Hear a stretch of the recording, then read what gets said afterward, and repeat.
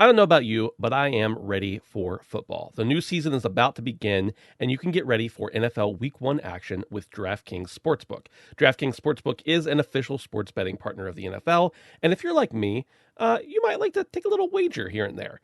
To celebrate the return of football, DraftKings is giving new customers a can't-miss offer, and I am personally pretty excited to check it out. Bet just $5, yes, you heard that correctly, $5 on any football game, and you can get $200 in free bets instantly. Download the DraftKings Sportsbook app now and use promo code DEFININGDUKE to get $200 in free bets instantly when you place a $5 bet on any football game. That's code DEFININGDUKE only at DraftKings Sportsbook, an official sports betting partner of the NFL. Minimum age and eligibility restrictions apply, of course, so see the show notes for details. DraftKings Sportsbook, code DEFININGDUKE. Defining Duke, an Xbox podcast, is brought to you by, well, you. If you want to learn how to support the show, go to patreon.com/laststandmedia.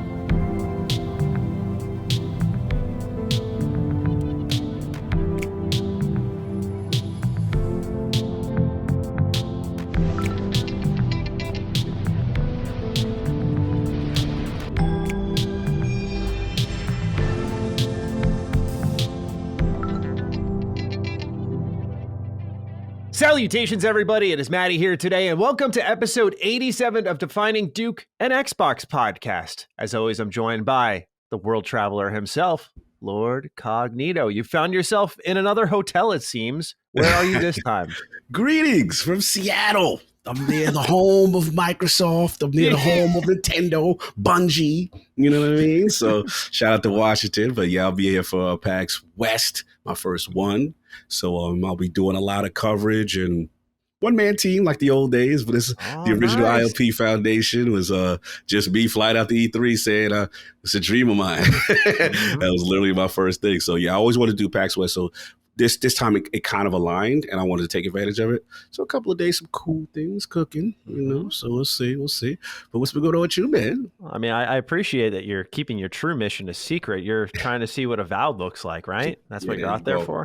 Yeah, just trying to take a little sneak peek at that, get ahead of Jez Corden. Insider, baby. Inside. I'm on their heels. Yeah. I'm doing well. I'm feeling great this episode. Nice. Just as you saw, we were chatting beforehand, I slammed down this peanut butter bowl. I have this local nutrition shop near me, and so I stopped there to try one of their little health bowls out. And this thing, I don't know if it was healthy, by the way, but I digress. It had like peanut butter drizzle on it, almonds, granola. It had little chocolate chips in it. My God, it was so good. I was really eating good here. So I'm doing great. Otherwise, feeling nice on energy and ready to have a great show here. We have a lot of interesting things to get into. We're going to be talking a lot about PlayStation because they've been making some major moves and how that affects Microsoft. And of course, Microsoft's response to what PlayStation is doing, because some of them have become quite bold, it would seem. Excited to dive in. Let's do it. All right. So as always, ladies and gentlemen, if you're new here, you're interested in supporting the show, I was pleased to see, I'm not trying to stroke our ego here, I was pleased to see in the latest DD Cross Sacred Symbols, we're used to being the little brother of the network as much as we try to stand up and not be that. I was very pleased to see one of the top rated comments was people saying that they typically just listen to DD, but they love these crossovers. Like usually it's, I listen to Sacred. It's nice to see Duke on here. I was like, oh, nice. Yes. Are we growing? Indeed, it seems. Again, I don't have access to the full numbers, so maybe we are. But that was cool to see. Yeah, I like stuff like that. Yeah, absolutely. So, if you wanted to listen to that episode with early access, or we just put up Defining Duke Ultimate talking about Xbox and PlayStation's mobile initiative, which I know doesn't sound like a sexy topic, but trust me when I say it impacts us as hardcore gamers. You'll want to check that out. That's episode 83 of Defining Duke Ultimate.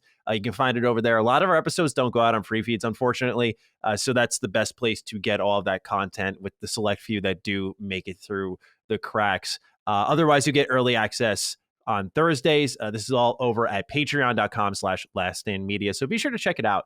But otherwise, Cog, we got some little before we begin news updates to get into. First and foremost, Xbox has a little bit of a user interface update for the games and apps section. So for those who go in there, you'll see now under the full library section is a number of tabs like all games, owned games, Xbox Game Pass, games with gold, EA Play, owned apps. I thought it was neat to see the EA Play section is there, so deep into that partnership that they're making it a specific tab. I wonder if that's also in place for things like Ubisoft Plus, which is reportedly coming to Xbox very soon. But just a little update on that front. Next, we got a Day One Game Pass edition. This was announced over at Gamescom, and it is called Ghost Song. We didn't get a chance to talk about this last week because I personally did not catch it, so I apologize for that. But this is a Metroidvania-like game. Very, very Metroid-like, by the way. I mean, you'll see the animations for jumping, for shooting the rockets out of your arm, et cetera, all look straight out of Metroid. So a really, really inspired effort here. Day One Game Pass looks great. Have you had the chance to check it out? I have not. That's why I'm glad you brought it to my attention. This actually looks pretty cool. Really cool. Yeah. Yeah, Game Pass is really coming in clutch. They're doing exactly what you and I said they should do, and I think Xbox, now in hindsight, it seemed like the obvious choice. You just didn't know if they would do it, which is just invest heavily while the gap is here. Yeah. And there's a lot of games we're going to talk about, such as Wo Long in a moment, that are Day One Game Pass that look very high quality, and I'm glad they're just spending that cash on these types of deals. So yeah, Wo Long has a couple of new details alongside a gameplay trailer. Cog, I'm itching to get your thoughts on that. It says that the game is going to be set in China with bigger locations than Neo. There's going to be a jump button, which is pretty cool to see. I know it shouldn't be a big detail, but in these Souls-like games, it is. Its combat is focused on Chinese martial arts and speed with no stamina bar, so very Sekiro-like in that regard. 10 plus weapon types, a morale rank for players and enemies. So the higher this rank is, the harder they are to defeat. And again, alongside some brand new gameplay, it was a short 1.5 minute trailer, but holy shit, this game looks good, man. Have you laid your eyes on this beauty? Yeah. I've definitely been catching it, man. It looks good, man. Every time I hear more about it, I'm more impressed. And the thing about it is, again, Dark Souls fans, I love you, but it's that plodding, slow combat that just turns the ninja off. You know what I mean? Like, I need that speed. And now you throw it up my beloved martial arts on top of it. And then, you just get more and more excited. And I think, like we talked about earlier, like Xbox is doing a really good job of associating themselves with these titles and then getting them into Game Pass, so that now it's like, okay, we're trying our best. To me, they're getting creative. And when I saw this announcement, it blew me away. I remember that. I was like, how did they pull this off? Because that to me should have screamed PlayStation all the way. You know what I mean? That type of game to me. So I was just like, wow, this is an impressive thing. So yeah, this I have to support because I'm loving the direction right now. And it just looks really good. It really does.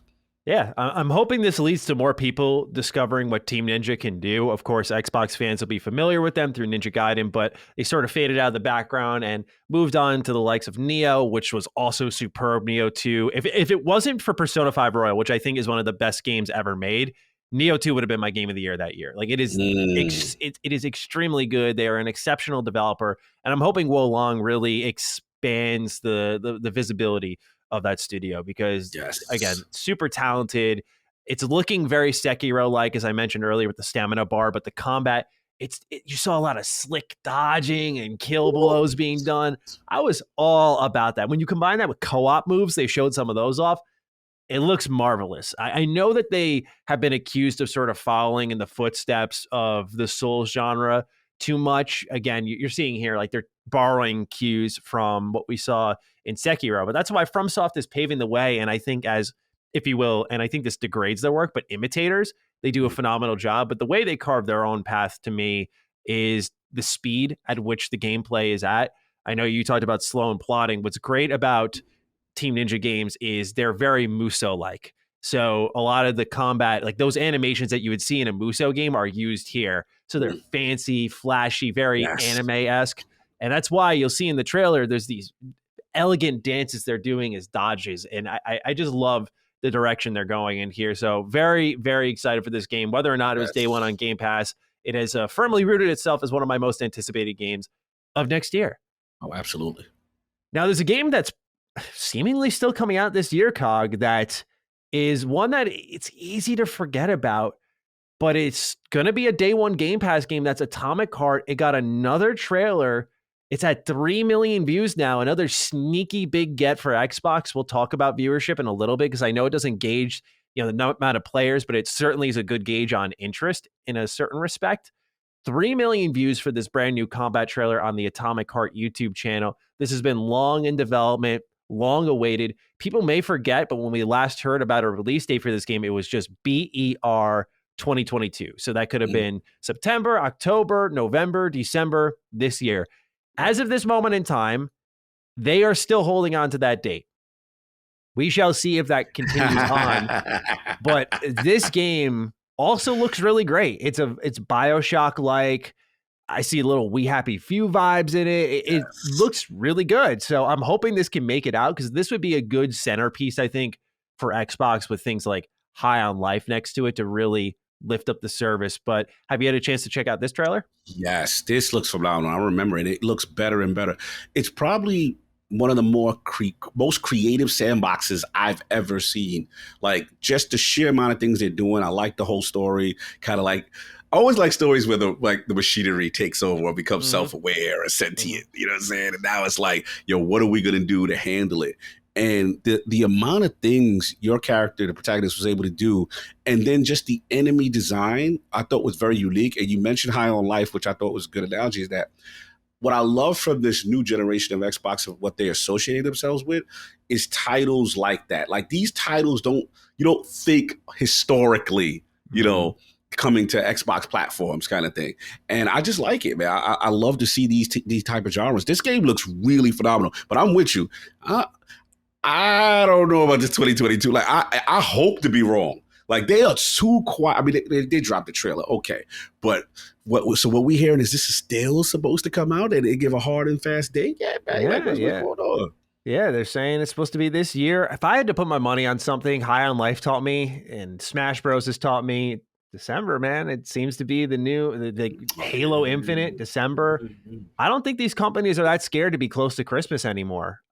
Something statistically must suggest it. I think something like the Gunk was an example of maybe you released a little too close to Christmas, plus the game didn't review that favorably. So I think it just faded out of the conversation rather quickly. Right. But I think if you're a game like Atomic Heart, people are going to make time for you, and companies are starting to maximize every end of the year. It used to be the gaming year ended in November. We'll see you in March. Now we have games coming out in January. We have one of, I think, many people's most anticipated game dropping December 16th. That's insane. 9 days away from Christmas. So I just think that Atomic Heart will find its way into December personally. And hopefully it does, because I think that would be a great addition to this year. This again, very much BioShock inspired type game, I think would resonate with a lot of people, and they should strike now while BioShock isn't in the conversation. Yes. I think that's something they have to be very cognizant of. Obviously, don't rush it, but when BioShock enters the conversation, for better or for worse, a lot of eyes are going to shift in that direction. So I would try to get this game out before that, because they're in a fortunate position right now where no one's really thinking about it, talking about it. And in fact, the people are worried about it being a live service game, because that's where Take-Two is going in the direction of, and I've done my research and seen the job listings, seen the descriptions of the game. It's live service. They're trying to hide its live service, but it is. So we shall see how that all develops. But shout out to Atomic Heart, looking great. New trailer out now. Looking at that boss battle, this looks cool. This looks really cool, man. A lot of potential here. So, Cog, I got to give you the stage here. Like I said, it looks like we're getting a lot of new listeners. And Jordan Faldudo writes in, I know Cog has explained the famed just one theory in the past, but I feel like I need a refresher. May you give my man the floor to explain it to myself and some of the newer DD listeners. And this had a decent amount of thumbs up. So, Cog, I'm going to be quiet here. Fire away. What is just one? So hashtag Just One is an initiative I started because I was attacked by the Xbox community. They're very mad at me. And basically, it started with, I first said that their major franchises historically, right, have been the Halo, Gears of Forza. So I would tease them and say Big Mac, large fries, and a shake, right? So I said the reason why I'm saying that is they're great franchises. Don't get me wrong, right? But what I love what Sony does is they've established new protagonists, new, people for the new generation. And with the style of game that generally that happens in is what I consider hashtag Just One style, which is the third person, over the shoulder, heavy cinematic, AAA production values, heavy, strong narrative, right? And it's very character focused. So it's like you're watching, the Ghost of Tsushima's, the Horizon Forbidden West, like these type of cinematic play out kind of games, and they tend to really resonate with that audience and get critically acclaimed just in the industry overall. So I was wanted Xbox, they would be like, Cog, we don't want Xbox to copy PlayStation. And I'm like, so how it started was I was like, so you mean to tell me they can't make just one of those games out of all these 23 at the time, studios? Are you kidding me? Like, we don't want them copying it. They let them do them, we do us. And I'm like, wow. So I was on an island, and I remember I was going at King. The King was like, yeah, they shouldn't copy it. I'm like, bro, you need these games actually do well. Like, so that's how it started. So then it became, the last point I'll say is there's one caveat though, because people say, well, Cog, look at Hellblade. Hellblade technically doesn't count the hashtag just one rule because technically it already existed. It's coming over as a sequel. It fits the genre, but it's not the key part of it, new IP. That's what I forgot. New IP. That's the key. Because that's why I'm so interested in what Compulsion is doing, because technically what the Project Midnight theoretically could be a hashtag just one style game because it's a new IP. Yeah. Same thing with In Exile. I'm most keen about their project because that one I cannot wait to see personally. Yeah. But that is the famed Just One Jordan and all of our new listeners. So anytime you hear Cog drop it, you now know the context of the situation. Yes. Jeremy 10 writes in, greetings, good sirs. Recently, some gameplay footage for the upcoming Persona 5 Royal Xbox port just released, and I know you're both pretty hyped about it coming to Game Pass too. My question is, how significant do you think the potential growth of the player base for the franchise looks when they bring Persona over to Xbox? As more of a PlayStation-centric guy, I'd love to hear your takes on what potential releasing this style of game has in the Xbox space. Is there really an appetite out there for JRPGs on Xbox, or is this more a move for parity on their end? Keep up the great work, Jeremy. So yeah, Cog, I linked it here in our little script. I also threw it in our chat. Persona 5 Royal Xbox gameplay leaked a number of weeks ago. We have more footage of the port, and it's damn insane seeing Persona 5 with Xbox buttons in the UI. But this game looks phenomenal. It is one of the best games ever made. I'll say that till I'm blue in the face. Mm-hmm. Cog, I want to start with you, of course, and get your thoughts before I dive in. Yes. Do you think that there is a true hunger for this game? And do you think that this will grow the player base by coming to Xbox?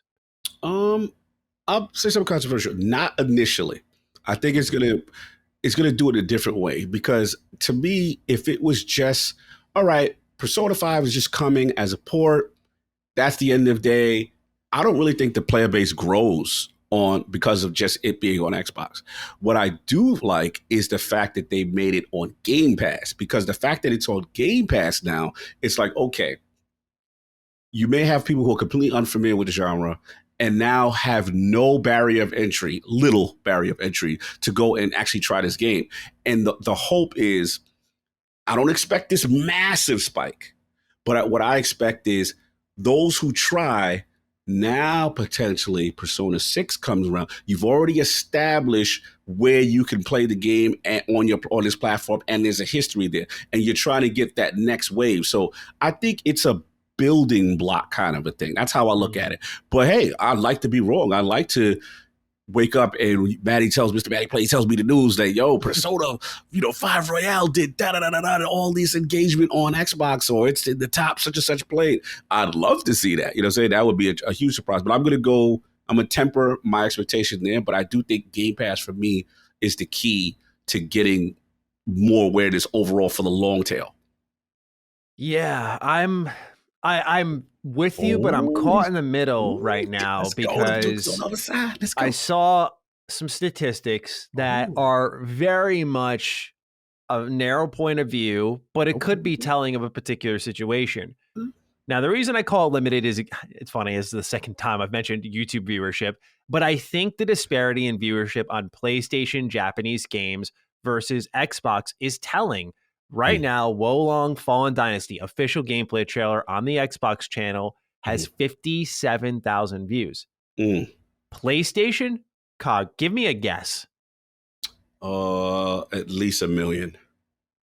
465,000. Oh, I went too high. So you were way high, but way high. I was I thought expecting they you to were go crazy. low. I was expecting you to go low. But my point being is we're talking multiple times more interest and viewership over on the PlayStation end. Right. Now, obviously, there are Xbox players who just may find this trailer through PlayStation. But to me, what it says is there's an assimilation, right? Like this is PlayStation, Japanese IP flourish here. The viewer base, the audience is more likely to check it out over here. Right. Again, I'm not going to base my whole argument off of this, but I think interest, engaging that type of stuff is important. For additional perspective, Soul Hackers, the recent trailer, has 8,000 views on Xbox's channel. What I'm saying here is there isn't a high level of interest from Xbox's subscribers in Japanese content currently. Right. We're talking about a 5 million subscriber channel that just got 8,000 views on a trailer. I know we'll talk about Soul Hackers later, but I think it's something worth paying attention to that Cog's right in the sense that they're going to have to take the long road here. Yeah. I will always say that I feel their solution is the same solution in the 360 generation.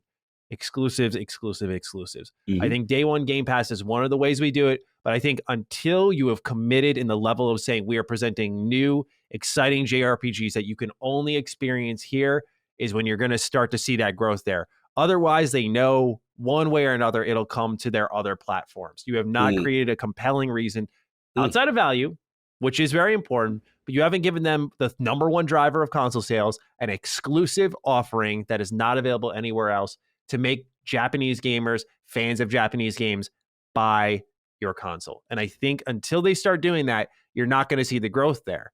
And Xbox, Microsoft, they got the money to play with. I hope they eventually do it. But to me, that's what I'm reading it as. It's great to get Persona, but it's also getting Japanese stuff day one, as I've said ad nauseum. So to me, it's really the commitment to exclusivity.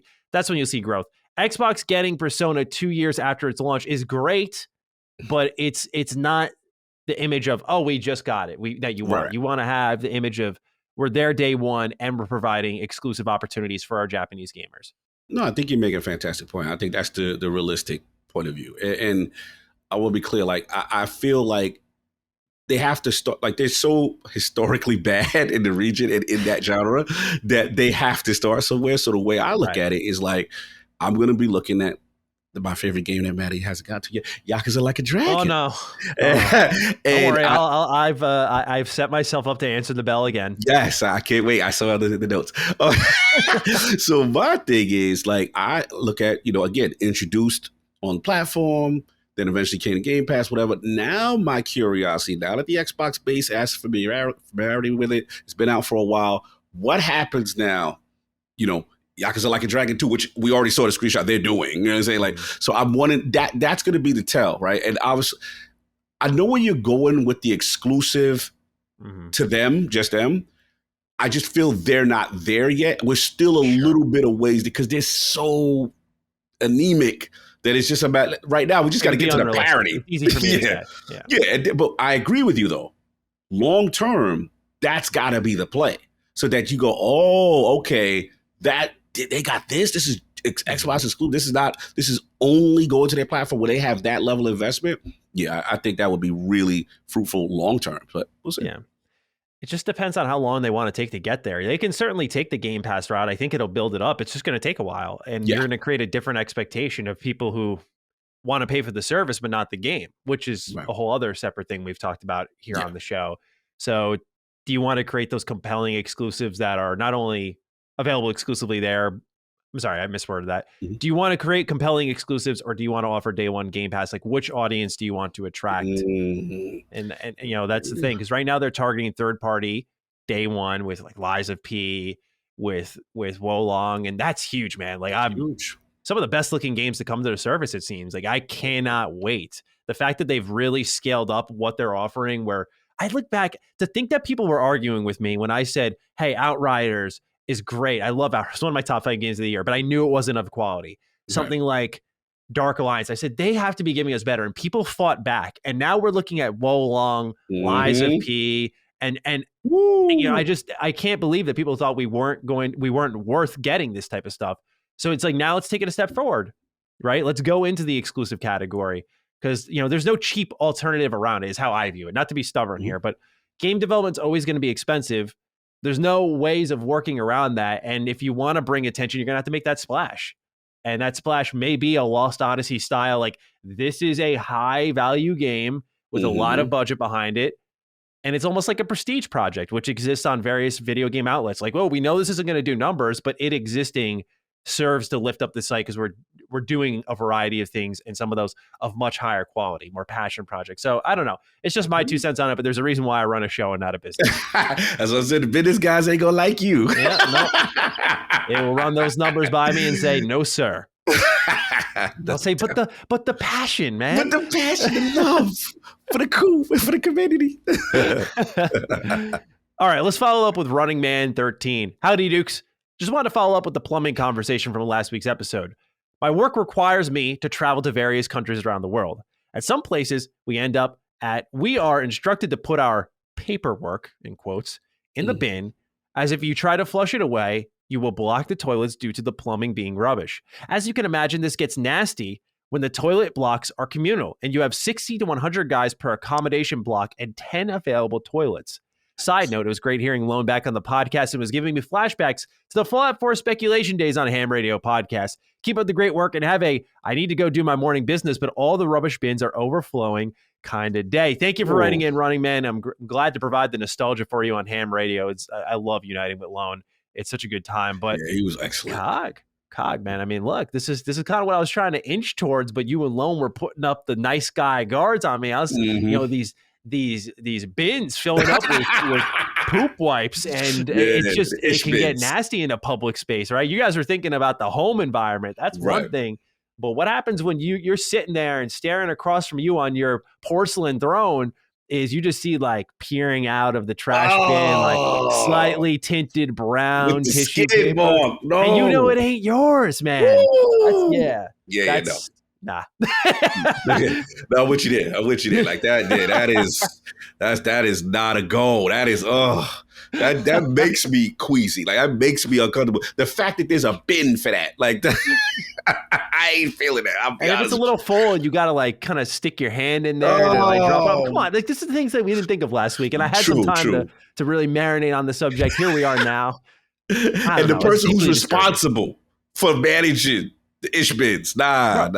Yeah, that too. But you know what I thought of as well is public bathrooms here in general suck. I don't know if this is the case for Europe, but like here in the US, I don't know what happens, man. But some of y'all can't aim. And I'm talking about with your ass. And I don't know how you miss.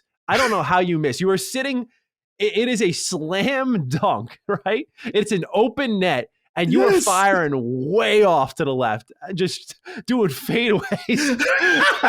I don't know how it happens, man. But I've walked into stalls. The amount of times I'm vocal about it too. I get pissed. Like, if I open a stall and I see a disgrace there, I literally go, no. And I just walk away. Like, as if the toilet can hear me. Like, no, bro, not you. You playing with danger doing a public restroom in the US, man. You don't know what like, listen, when you go, you know you have to go, and it's an urgent situation because you know how at risk you are for dealing with whatever foolishness you go see in these toilet seats and these bowls, bro. I'm telling you, it's Russian roulette all the time. It really is. Thank you for writing in, Running Man. I don't know about you, but I am ready for football. The new season is about to begin, and you can get ready for NFL Week 1 action with DraftKings Sportsbook. DraftKings Sportsbook is an official sports betting partner of the NFL, and if you're like me, you might like to take a little wager here and there. To celebrate the return of football, DraftKings is giving new customers a can't-miss offer, and I am personally pretty excited to check it out. Bet just $5, yes, you heard that correctly, $5 on any football game, and you can get $200 in free bets instantly. If you want more action for opening night, everybody can receive the thrill of DraftKings early win promotion. All you got to do is hope your team gets up by 7 points, and you win. That's right. Bet on any NFL team of your choice, and if your team leads by 7 points at any point during the game, whether they win or lose in the long run, you get paid instantly. DraftKings is safe, and it's secure, and it's reliable. They've got all the safety features to make sure that your bets and your identity and your money are secure. Download the DraftKings Sportsbook app now and use promo code DEFININGDUKE to get $200 in free bets instantly when you place a $5 bet on any football game. That's code DEFININGDUKE only at DraftKings Sportsbook, an official sports betting partner of the NFL. Minimum age and eligibility restrictions apply, of course, so see the show notes for details. DraftKings Sportsbook, code defining Duke. And with that, let's move on to VRG. He's got a question for the Sega man himself. Hey, Dukes. Matty's been talking up Sonic for quite a while now, and Cog is a Sega guy. Therefore, I have a few questions for the Dukes as someone who hasn't been into the franchise since Sonic Adventure 2. Number 1, what are the best Sonic games that people should revisit today? Number 2, what are your thoughts on the Chow Garden? Finally, some critics claim that Sonic has never been good in 3D and never will be. Others say that 2D classics are overrated because when you go fast, you always end up running into unseen objects. Do these kind of criticisms have any merit? Cog, I don't know your Sonic backdrop at all, so please fire away with what experience you have with the franchise. Yeah, for me, obviously, OG, I was there for the very beginning. It was just revolutionary. People don't understand, like, when Sonic came out, if you look at it now, some of the older ones don't hold up, like the part 1 and stuff, but at the time, there was nothing moving that fast. Like, people have to understand, Mario was like, it was just slow. It was cool when you do the little coins. Like, it was dope, don't get me wrong. Yeah. And then there's this, and I'm like, yo, he was so fast. Like, you couldn't keep up with the screen. So I understand maybe the newer generation looking at the 2D Sonics and like, those are overrated because they probably don't hold up as well over the time. But for us, it was a whole market. You understand, it was that, plus they were marketing the console with this blast processing, and they were saying, look, this console and this character that we have, no one else can do this, right?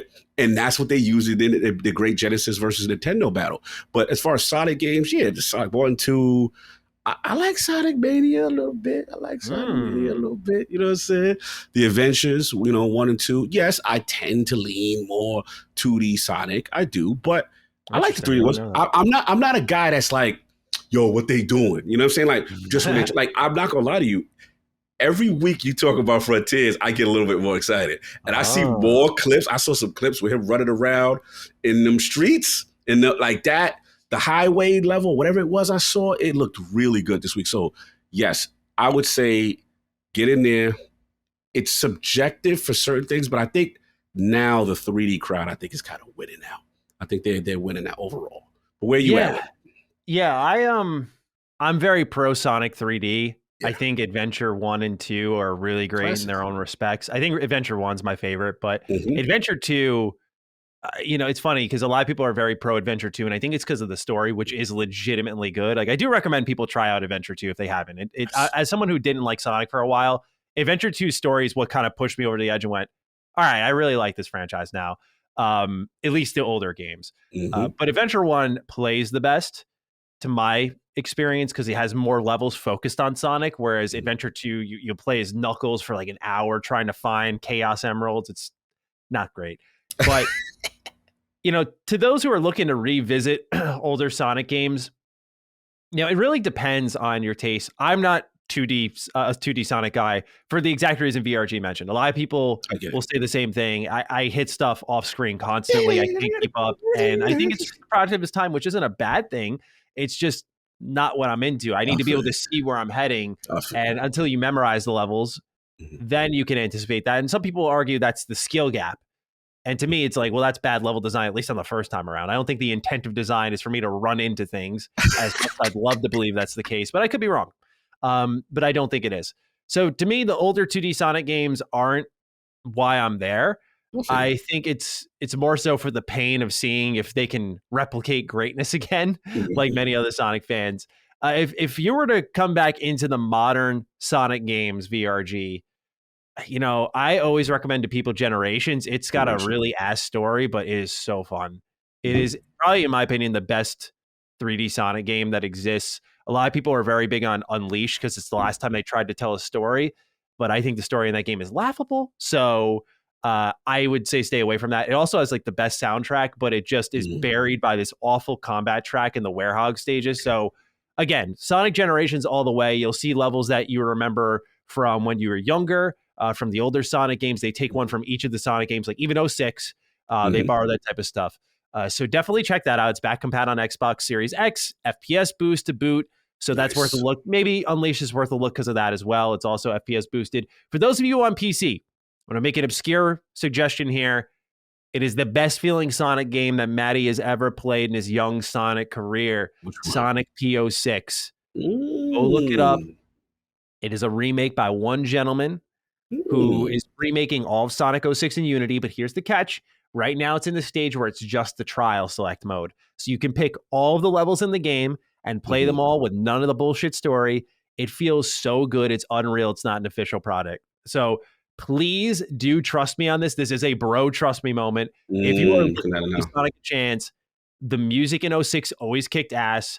The levels in 06 would have kicked ass if it actually ran well. This game capitalizes on all of that. It is a wonderful fan. Look at that right now. It is awesome. I really think people should check it out. That would be my suggestion. It is also easy to pick up and play. You'll spend a couple hours with it, get a feel for it, and you'll kind of get to the level of where Sonic should be and where it is now. So that'd be my quickest route to success. Very cool. I have to admit. Yep.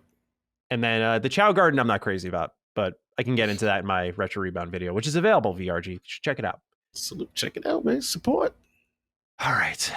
Time to get into... Yeah, let's talk about it. Dalton writes in, greetings, Dukes. Well, Cog, you asked for the same intensity, so here it is. Matty, when can we expect a video titled, Cog was right about Like a Dragon? Also, Cog, I remembered you showed little interest in Chapter 2 of Danganronpa. If you played it, what are your thoughts? Thanks, and have a, I can't believe Matty still hasn't played Like a Dragon kind of day. Yes. I mean, we had a lot of write-ins, man. A lot of people were the pressure on. Putting the pressure on. So I didn't actually, I realized last week I got caught up with a separate point. We moved on to a bunch of topics. And when we got to the what we're playing section, I didn't get into the JRPG I picked up and the reason why. Yes. So I want to do it now, even though it'll kind of jump ahead a little bit, only because I don't want to forget again. No doubt. I started Trails to Azure. We'll talk about why I'm enjoying it. But I started that because I've been obviously up to my ears in the Trails series. As many of you know, this will be I think this is my 6th Trails game this year. Wow. And I've just been all in. I love this franchise. It's so good. It's got a weird pacing problem, but like when it delivers, it's over the top delivery. It really leans into the big payoff. But because I'm so deep and this series is so big, I'm seizing the moment, Cog. This is what we call the ultimate. You know about ultimates. You play Danganronpa. I'm the ultimate business decision maker, right? And I like that. Here. That's what's happening here. I am feeling the pressure. I'm going to feel the intensity from you and the audience. I'm going to wage a war for probably the next 3 months because what I'm trying to do is get through what remains of the US released Trails games. That is Azure, which I'm on now, Cold Steel 3, and Cold Steel 4. And I believe in myself that I can do it. But here's the thing. I need to put my effort into it with these JRPGs because if I don't, I'm going to regret it because next year is going to come around and I'm going to be so busy. So what I want, Cog, I want Yakuza Like a Dragon to be that December game that I'm all in on. Who knows, though? If I go real no life, Cog, we could be there in November. I don't know, man. I've been at a really good pace with these JRPGs. I'm just saying, man, Azure is all I've played it starting last week. I'm already halfway through. That's pretty goddamn impressive. If I stay at this rate, Cog, Like a Dragon could be soon upon us. So I'm making the ultimate business decision that Trails must be finished. Now, if Cog shows some hastiness in Danganronpa, I may renege my offer here. I may break up the flow a little bit, but we'll see how it goes. Cog, have you played any more? I saw your post on Twitter. The Steam Deck was having a little Spider-Man, a little Tekken. Love to see that. So I forgot what the other game was. Gears Tactics. But I did. Oh, Gears Tactics. That's what it was. I didn't see Danganronpa. First of all, we got to call you the LSM court right now. It's a flag on the field. This man is dodging. This man is ducking. I got bullied for weeks about Danganronpa. Bullied every question. And what do I get? What does Cog get for his game? Who, shout out to Sacred Symbols and Chris Reagan, who's actually playing it, saying, what the hell is this game? I'm enjoying it. Cog, this is great. And I was like, yeah, I wish I had a co-host that would play the games that I asked, because I was asked. I did what I was supposed to do. Granted, I got more stuff to do. But it was in the system. It was tried. bro, you got to stop playing. At this rate, you are never going to play this game. You did Xenoblade. You got Xenoblade Chronicles, right? Then you got your ritual games. Then you got your Turtles games, right? Then all these other little games. Bro, when does High on Life come out? December 16th. Bro, LSM community. Hold his feet to the fire. This man is gonna flat leave me, and this Yakuza is not getting played. Will High on Life come out, and the knife come out, and the talking? It's over. You just shot again. It's over. You're not playing Yakuza like that. So get him to do it now. Let him take his medicine and get it over with. you just delay it. Just procrastinate this greatness, brother. You Am I putting it off? Am I being a lazy sack of shit here? Yeah, you're being lazy right now. Even though Mom just finished, like, I could never talk to you. You finished Xenoblade Chronicles 3. There's nothing I really can say to you. It's just like, it just pains me because I know, Matty, I'm not saying the game is perfect. I know I'm going to love it. I know you're going to love it. And I want to have these stories so you understand, like, yo, what is happening here? It's just crazy, unique game. Eddie, put it this way. I don't want to, forgot who it was this week. 2 people DM'd me this week and was like, Cog, because of you, I played it. Yo, that game touched me, bro. I was like, yo, really? That's what I'm talking about. Let's go. Yeah, man, you got, bro, you do the trails, it's over. Throw that thing. Please. Ichiban awaits. Oh, okay. All right. Ichiban awaits. Mm-hmm. All right. We'll strike a deal here. You got to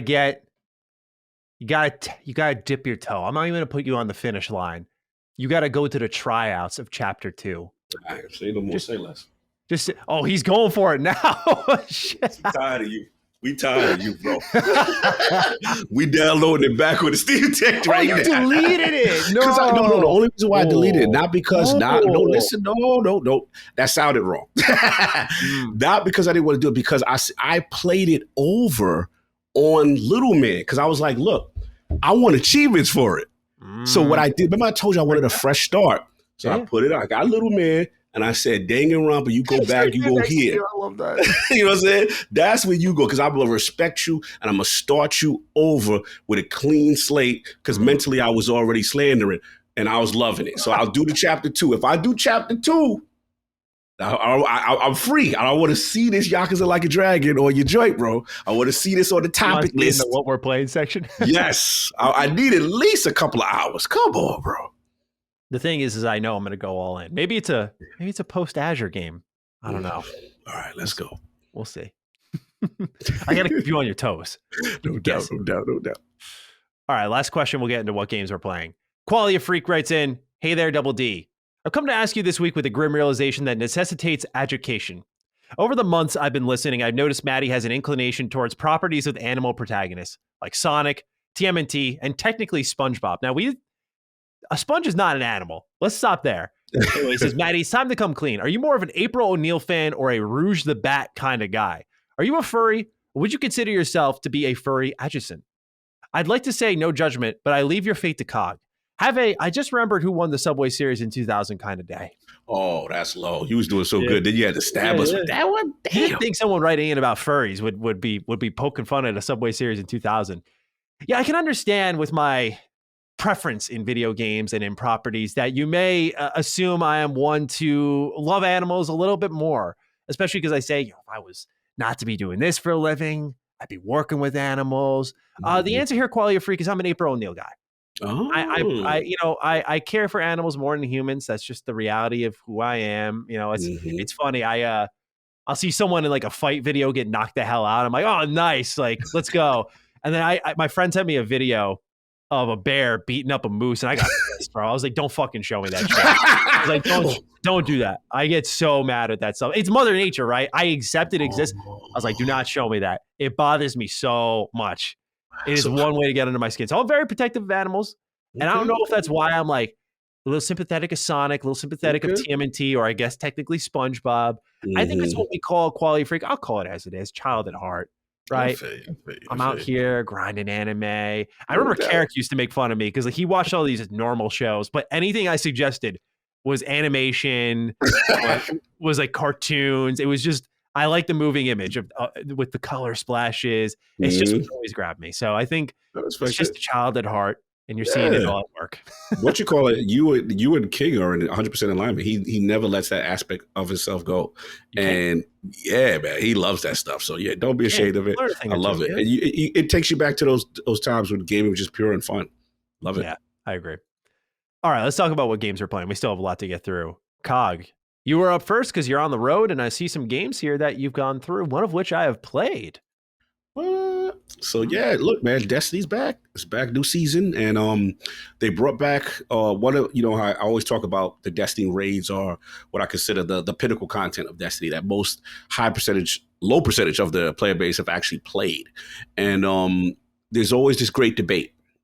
And I'm a Vault of Glass guy. Vault of Glass was the first Destiny raid. No one knew what it was, and it was just a whole bunch of secrecy, mystery, 6 players. You're figuring out these puzzles. You're fighting these bosses. There's platforming, and it was just an amazing experience that, in my opinion, literally saved Destiny from being just traditional looter shooter that didn't really have that great a story to begin with. So King's Fall comes at a time where Destiny was kind of going through what Halo Infinite was going through now, where it came out, it had all this fanfare, and then it started to flub, and the numbers started to go down. The quality of life wasn't fast. The fixes wasn't coming fast enough. And Taken King, their back was against the wall. They announced it. It had a great campaign, which was a first for Destiny. And then they had the King's Fall raid. And to this day, King's Fall is considered like the greatest raid of all time. I will never take it away, even though it's not my number one for little reasons. Because I'm like the way I am with Bungie raids is the way you are with Arcane, where everyone's like, yeah, this one. I'm like, yeah, this one, but there's flaws here. You know what I'm saying? But anyway, King's Fall raid is absolutely amazing. They brought it back down D2. They've revamped it. And my major issues they have addressed, which was it's a man's raid. This is a rage raid. You're going to be here for a while. Tremendous encounters, amazing bosses. But my issue was, to me, what's the expression? The juice wasn't worth the squeeze, because some of the weapons in that raid were not really that good and not rewarding, or very specific to only using it in that space. They knocked it out the park, man. The new perks, the new reworks, it's just really a phenomenal raid. And just to see the mechanics change, you're in the belly of the beast, you're doing these little relay race mechanics, you do it. Everyone has to have a job. It's just really well done. So I want to shout out King's Fall raid for coming back. It's moving back up on my hierarchy as one of the GOATs. Obviously, I've been doing Midnight Express, which was my Game Pass. Take it away. I still like it, man. Shout out to the Duke, Ryan McCaffrey. I was able to guest over there with Unlock for a little bit, and he's playing it too. He's playing it too. And by the way, we're getting him back on it, Duke. So yes, sir. Stay tuned for that. Yes, sir. Yeah, he's playing it too. And it takes you back to a simpler time. But what I love about it is, as I level up my character, now I'm like, countering kicks, countering things. I'm using grab moves, takedowns, finishers. I'm getting deeper into and then it becomes a dance. You know what I'm saying? And you know what I'm saying? And I love that. But what I love about it, look, Sifu is the more polished game. I'll always say that. Sifu was fire. Like I'm chef's kiss with them. But this is just gritty. This is like, yo, I'm knocking this dude out. I'm bashing this. I'm getting the guns out. I'm like, it's just the streets. And then it's just this Hotline Miami vibe. Yeah, it's just, it don't care. Like, it's a very gritty, yo, anything's in the room, throw it at him and hit him. Like, it's just, I don't know. It just speaks to me in a certain way. And again, it's not the most complex game, but I just, something about it. I play it to have fun. The last thing I want to say is, shout out to the greatest 900p game of all time. We're back at it again. Bro, it is something about that game. I haven't played it in so long. Fired it up on that Steam Deck. Man, this thing is phenomenal looking, man. 60 frames. I'm looking at it objectively now. I was like, I haven't seen Rise, Son of Rome in a while. I'm watching the cinematics between the Roman emperors, Marius, his fault, and I'm like, you could tell me this just came out like this is Unreal Engine 4. That's how good. Someone buy Crytek, please. Like, whatever this Cry engine is, bro. Like, it is. They would. When did the Xbox One come out? 2013. Yep. This was there. This game holds up phenomenally. I'm like, man, this thing needs a sequel so bad. And to be honest, I heard the rumors when it was sequel was going to be like a different time period or whatever. I kind of need it stuck in this Roman era. It is just so good. What was the time period? I didn't even know there were rumors about a sequel. The rumors at the time was like Rise to the Rome would be like timepieces. So there would be another, I don't know if it was Boudica or it was another generation after.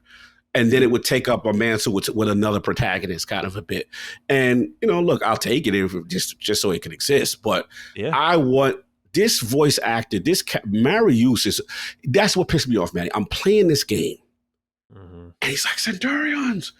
Where, like, it's like 300, but like, this is like high quality acting, high quality voice, high quality motion capture. Bro. Yeah, bro. I'm like, and I get it. It's paper, scissors, rock with the fighting. I get it. It's just quick time events. It's just quick time events. And like, but what I love about it is like you're surrounded, you get hit by the enemy, parry, bash, strong strike. Like it's a flow, it's a dance to it. You know what I'm saying? And they just need to expound upon it and get it off the rails a little bit. But yeah, man, that game. That game is the Xbox One generation. Sorry, I didn't interrupt you, but it reminds me of the Order 1886. As time has gone on, more people have warmed up to it and said this wasn't as bad as we thought it was. And I think Rise is slept on because people think it's all QTEs. It's not. It's QTEs for the executions. And honestly, they're really satisfying. Yeah. I thought it. I don't want to say I want it in future entries, but for its gimmick and charm that it has already, it kind of adds to it in a way. It very much owns itself as like its identity is very hack and slash, gory, emphasis on that. So you'll see slow motion and you'll just chop someone in half. It's just, I don't know. I love it about the game, but please continue. Same. That was pretty much it. It was just like, I really still love this game. And when I started, I can't stop playing it. And yeah, I just wanted to shout them out. I've been playing it. I was playing it on the plane, on that Steam Deck, and that 60 frames was hitting different. Nice. What you been playing? What's been going on with you, man? Yeah, so just to add on to what you were talking about, I played Midnight Fight Express. I beat it in one sitting. It was a nice 5-6 hour game. I shouldn't say one sitting. I played an hour on my Steam Deck and then beat the rest on my PC the next night. Nice. But this game was great, man. I mean, there was a level or two that's very frustrating. I think people will know it when they get there. I'll just say there are vehicle levels that like auto one hit kill you, and it is very frustrating. It doesn't feel balanced at all. It's in those moments that I feel Sifu edges it out. Yes. But as a one-person effort, that's what you got to remember the whole way through. And it doesn't even have you give it the benefit of the doubt. Like, you will totally fool yourself in the thing, and there was a whole team of people working on this game. But the fact that this was a one-person effort is insanely impressive. I'm surprised to not see much conversation on it, given when it was revealed. It was very much the talk of the town. The animations are silky smooth. Like Cog said, there is a dance to combat. There is a brutality to it. Because what I love is everything is a tool. Like, I'm just kicking up guns to my hand, opening fire, and the game doesn't penalize you for it. That's what I love. They reward you for speed. So it doesn't mean get the nicest combo. It's get the job done. Yes. And that is what works so well for this game, is really just throwing everything at the wall, seeing what sticks, and using anything at your disposal. At first, the combat's like really tough, but as you level up and you start to get the ability to counter enemies with weapons, to counter enemies with shields, and you just start moving them out of the way and you really start mowing them down, it incentivizes you to go back to these levels and get all the golden teeth, complete all the challenges. It is an excellent game. Not one of my favorite of the year, but is definitely one that people should check out. Worthy of the Game Pass pick of the week, for sure. Absolutely. Love it. Like I said, I was talking earlier about Trails to Azure. I'm about 25, 27 hours in on this one. And more of the same here. It's hard to talk about Trails as I get deeper in the series because you start to get really into spoiler territory, but it's amazing how much effort they've put into building this world. So there's a Trails timeline. I can say this much. There's a Trails timeline. And if you look, Azure lines up with Cold Steel 1 and 2 in a way. Like, when certain big events are happening in Cold Steel 1, Chapter 5, they're happening in like the beginning parts of Azure. And you think to yourself, when you're building a world, you sort of have to sub those moments in the other games. But they're actually in a game that came out in 2011, Cog. They're directly referenced for a game that wouldn't come out until 2014. And there are moments in that 2014 game that will speak to things that happened in 2018 and things that have happened in 2004. Okay. I got it. It's fascinating how much thought has gone into the lore and the timeline, and that interconnectivity is so appreciated today in a day and age where a lot of games just drop their stories, go for reboots, do, maybe sequel once, or if they do a sequel, it's a whole new cast of characters and they leave the rest in the past because everyone's so driven on accessibility, which is great, but it has created no room for series that say, we're going to keep the same fucking cast of characters and add more to that cast across 10 plus games now, and it's all going to matter. And that's what this game does. This series does. So Azure is just another example in a long line of interconnecting lore and characters and making it feel natural. Again, its biggest flaw is, you sit through a lot of dialogue. You're like, man, I just want to get to the big part. The game, its biggest flaw is it leans on the big payoff so much. What's happening is interesting, but you just, even now as like a vet, right? Like 7 games under my belt, there's still some moments I'm kind of fighting with, like, man, just come on, let's go. And there's a game in this series, which I've spoken of highly here and on Retro Rebound, Trails in the Sky 3. That's the one game that throws to the side all of the exposition. It gives you the controller, sends you flying. It's my favorite one. So I think there's something to be said about the pacing. But yeah, excellent turn-based JRPG series. Nice. Trails to Zero, the first game in the Crossbell duology, the game that comes before the one I'm playing now, comes out this September. So keep an eye on that if you're looking to get into the series. They are fantastic games. I love the cute kind of chibi art style. It's just such a charming series. Nice. Been playing a lot of TMNT this week. We'll talk a little bit about that in the Game Pass pick of the week. But Cowabunga Collection came out this week. Picked it up, $40. I got it on PlayStation 5. My friend fucking duped me, bro. I was pissed. What? I was giving him a lot of shit for this. He's like, yeah, bro, day one, get on PlayStation. That's where I'm going to be at. I wanted to get this on Switch. This game just screams. Yeah. It just screams it. I'm like, okay, fine. I look up the Platinum. I go, you know what? Platinum's looking fresh here. You just got to beat each of the games and you get the Platinum. I beat most of these games in my lifetimes. I know I can do it again. And my friend bails on me. He's like, I'm not going to get it. I already picked up the game. I'm like, damn. Seal's broken, bought it from Walmart. I'm like, man, this sucks. So anyway, that's besides the point. TMNT Cowabunga Collection is fantastic. Not every game in the collection is fantastic, but the enhancements they've put into these games are. So you'll be able to pick like your starting level. Like you could start at the Technodrome and Turtles in Time. You could set infinite lives for certain games. You could turn off even like little things that have been carried over from these old consoles, like the flickering of sprites, the slowdown effects when too many sprites are on screen. You can leave those on to preserve the original version, or you can turn them off and obviously utilize the power of your modern console. So I love that they're doing this. I think it's very surprising to see in a day and age where everyone's trying to like fix and perfect things, that they're like, let's preserve the original thing and give them the option to turn on these enhancements. Really cool feature, but it's 13 games. You can kind of slash a number down because they'll do Turtles in Time and Hyperstone Heist. It's like, okay, we're talking about effectively the same game here. They have both tournament fighters for the SNES and the Genesis. So, you see a little bit of the same, but those games are able to differentiate themselves with art style and with character rosters. Absolutely. But it's great for people looking to explore the franchise a little bit more. It's good for people like me who have a lot of nostalgia for it, where I can officially say now Turtle fans are eating good. Come on. Good stuff lately, and I hope it continues on. Oh, yeah, this year especially, Yeah. Xbox would be wise to ally themselves with the men in green. That's all I'm going to say. No doubt. And last game, played this last night. I was over at my girlfriend's house. We always like to fire up Game Pass and try to think of games that we can one-tap, just go through in a breeze. And we like to pick these narrative games. I like doing because they speak to her more, and they're not usually my flow. So with her, I have to sit down and kind of like bend my taste a little bit more, because I'll be like, yo, babe, let's fire up Midnight Fight Express. Let's go. And she's like, I want the combat. So I get it. Ben has recommended this one strongly. It was his Game Pass pick of the week when he was last on the show. So I took his recommendation. We downloaded it on the last day it was available, August 31st, gave it a rip, played it. This is a really cool game, man. I got to say, I like it a lot more than I thought I would, but for the reasons I didn't expect. I hear a lot of people talk about the story and the characters and how they gradually build what once was, so to say, in this world. But for me, it was the environments. You're in this house with secret passages and the most cozy rooms of all time and such environmental detail that even though it was abandoned and there was such tragedy here in this household, that I wanted to be there. Like it was, again, I told Ben right away when I beat it, I said, I like the environments more in the story, man. Like this was just such a well-designed house. It gave me, for those who have seen the movie Coraline, it gave me vibes from that, the way this house just gradually gets taller and taller and has so many rooms and secret passages within it. So I like that part, but the story itself is emotional.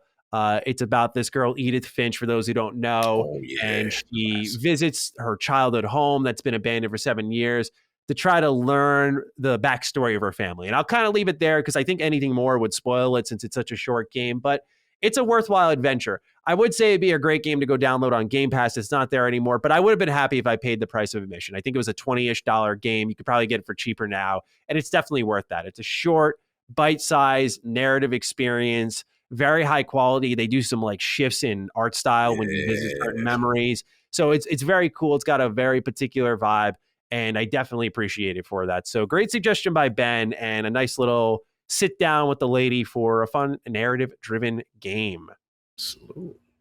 That's what I've been playing, though. Lots of games to be played this week. Oh, yeah. All right, let's get into our warm-up questions. Cog, our first one here is Kunai Party. Hey, Dukes, with Soul Hackers 2 recently released on Xbox to virtually no fanfare, does this concern you guys on the future of Japanese games on Xbox? Have a Matty is sitting down to a large bowl of mac and cheese only to discover he has no spoon kind of day. I'd also like to make an announcement that I didn't use the fork that day. When I tweeted about it, I did not use the fork. I used the spoon. I just wanted to see how many people would get riled up. People did. You know, it's the game. Yeah, I don't have that bone in my body, but some days I do, and I'm like, I'll indulge. It's mac and cheese. All right, so we talked a lot about Japan and Xbox. I wanted to talk about Soul Hackers 2 because, as Kunai Party so accurately put it, there has been no talk on this game. Do you think this speaks to the state of affairs for Xbox? Because my read right now is I think it's just kind of a dead game. Not to be rude, but what's your feel of it? Yeah, I mean, I don't want to go too hard on it, but I you know what's funny? I think it was Sarah Bond and a couple of the Xbox execs kind of like try to champion it or like just get behind it. Hey, it's on the console, right? It's coming, you know, kind of thing. And I'm just going to allude to what I said earlier. I think, like I said, they're still in this transitionary phase of turning around a terrible situation to now just like they're so happy to announce like, yo, it's coming. You know what I'm saying? This what they miss, Matty. Like, it's like, look at me, Matty. You said we got one for you. And it's just like, okay, that's cool. But like Matty's like, but this one ain't necessarily it. You know what I mean? But out here, yeah. Exactly. Like, but in their defense, like they are making the strides and they're doing it letter to the law. Individually, there's still a couple of gaps. Looking at you, Mega Man Collection, certain things. You know what I'm saying? You know what I mean? So my thing is, they're gonna get there. I don't think it overall affects them long term. I think the play is correct, but short term, if you're coming in there looking for these massive splash numbers because it's announced on Xbox and now, no. And like I said, unless it's in Game Pass and it starts to just get a life of its own, but the initial stages are just a matter of not missing the platform right now, and that's the key. Yeah, very well put. You know, I think this is a situation where Soul Hackers 2 shouldn't speak to the status of Xbox JRPGs, not to get into like, you know, defense mode for them, but I just feel this isn't a game like Persona 5, as we talked about earlier, I think will be a more accurate discussion. Even then, it's going to be hard to gauge because, well, it's day one Game Pass, right? To me, maybe I'm old school in my mentality. I think sales will help dictate some stuff, but Xbox doesn't really seem to go in that direction. They seem to very much be driven by player base. And we'll always go back to that Forza Horizon 5 example. Same thing with Halo Infinite. No sales, no talk on that, just player base. 20 million players, Halo Infinite. Right. 15 million players, Forza Horizon 5. That's what they talk about. So for Xbox, maybe if they saw, you know, a couple 100,000 players for something like Soul Hackers 2, they'd be very pleased. I mean, that would be certainly unrealistic to expect for Xbox to sell even 100,000 copies for this game. I know that'll sound crazy, but look, this game wasn't marketed much. And I look at a game that came out last year, Neo: The World Ends With You from Square Enix, which did receive, while it was very little, marketing. And that was exclusive to PlayStation and Switch. Like, it had the winning chance there, and it sold, I think, 30,000 copies. I mean, this game bombed, and that was a heartbreaker because that game was fantastic. So to me, Soul Hackers isn't the one that we use as a gauge or a measuring stick. But so I'm not concerned by its performance because I don't think it's performing well on PlayStation either. It's crazy the game exists. It's cool it exists. It deserves to exist. But I think we need to use the measuring stick for games like Tales of Arise to see, like, okay, how many Xbox fans played this game? How many fans bought in? That type of stuff, I think, matters a little bit more than Soul Hackers 2, which is a piece that needs to be there, but it's more a supplemental piece. It just has more focus right now because nothing else is there. Facts. I agree. All right, cool. Let's move on to number 2 from Mike Poe. Good day, Dukes. You may have heard about the boys over at Sacred Symbols lamenting the state of the PlayStation Store in recent weeks. That got me wondering about what you all think of the state of the game store over on Xbox. Sorting by new games, it doesn't seem to be nearly as bad as PlayStation Store with all of its trophy cash-in games. However, if you try to sort by genre, the store only shows you the most played games in that genre, which is not great for discovering indie gems. How would you two improve the current store experience if you feel like it needs improvement at all? Thanks, and have a lovely day for once. So in all just the act of transparency here, I just want to be honest with the audience. Normally, I don't pick these questions because what happens, again, just to be very upfront and honest, is Duke gets very little brothered by Sacred Symbols. And what that effectively means is, like, no one goes to Sacred and says, like, what do you think about what the Dukes are saying here? It's usually like we get the leftovers. And I've been very much, and you'll know if you've been listening, attentive on the fact of not using these types of questions because I don't want to create this mindset for our show. Like, we should be at equal standing. We don't need the leftovers. We don't need to talk about what each other are talking about. But I know Colin definitely has been championing the conversation on the PlayStation storefront. He's very frustrated with it, very angry with it. Just shout out to Sacred Symbols Plus. There was an episode about a conspiracy over there on who these companies are that are publishing these games. And Ty Richardson was on there, who was on Defining Duke Ultimate at one point to talk about freelance gaming and journalism. So that was cool to hear him again. But it was a fantastic episode. You should definitely check it out.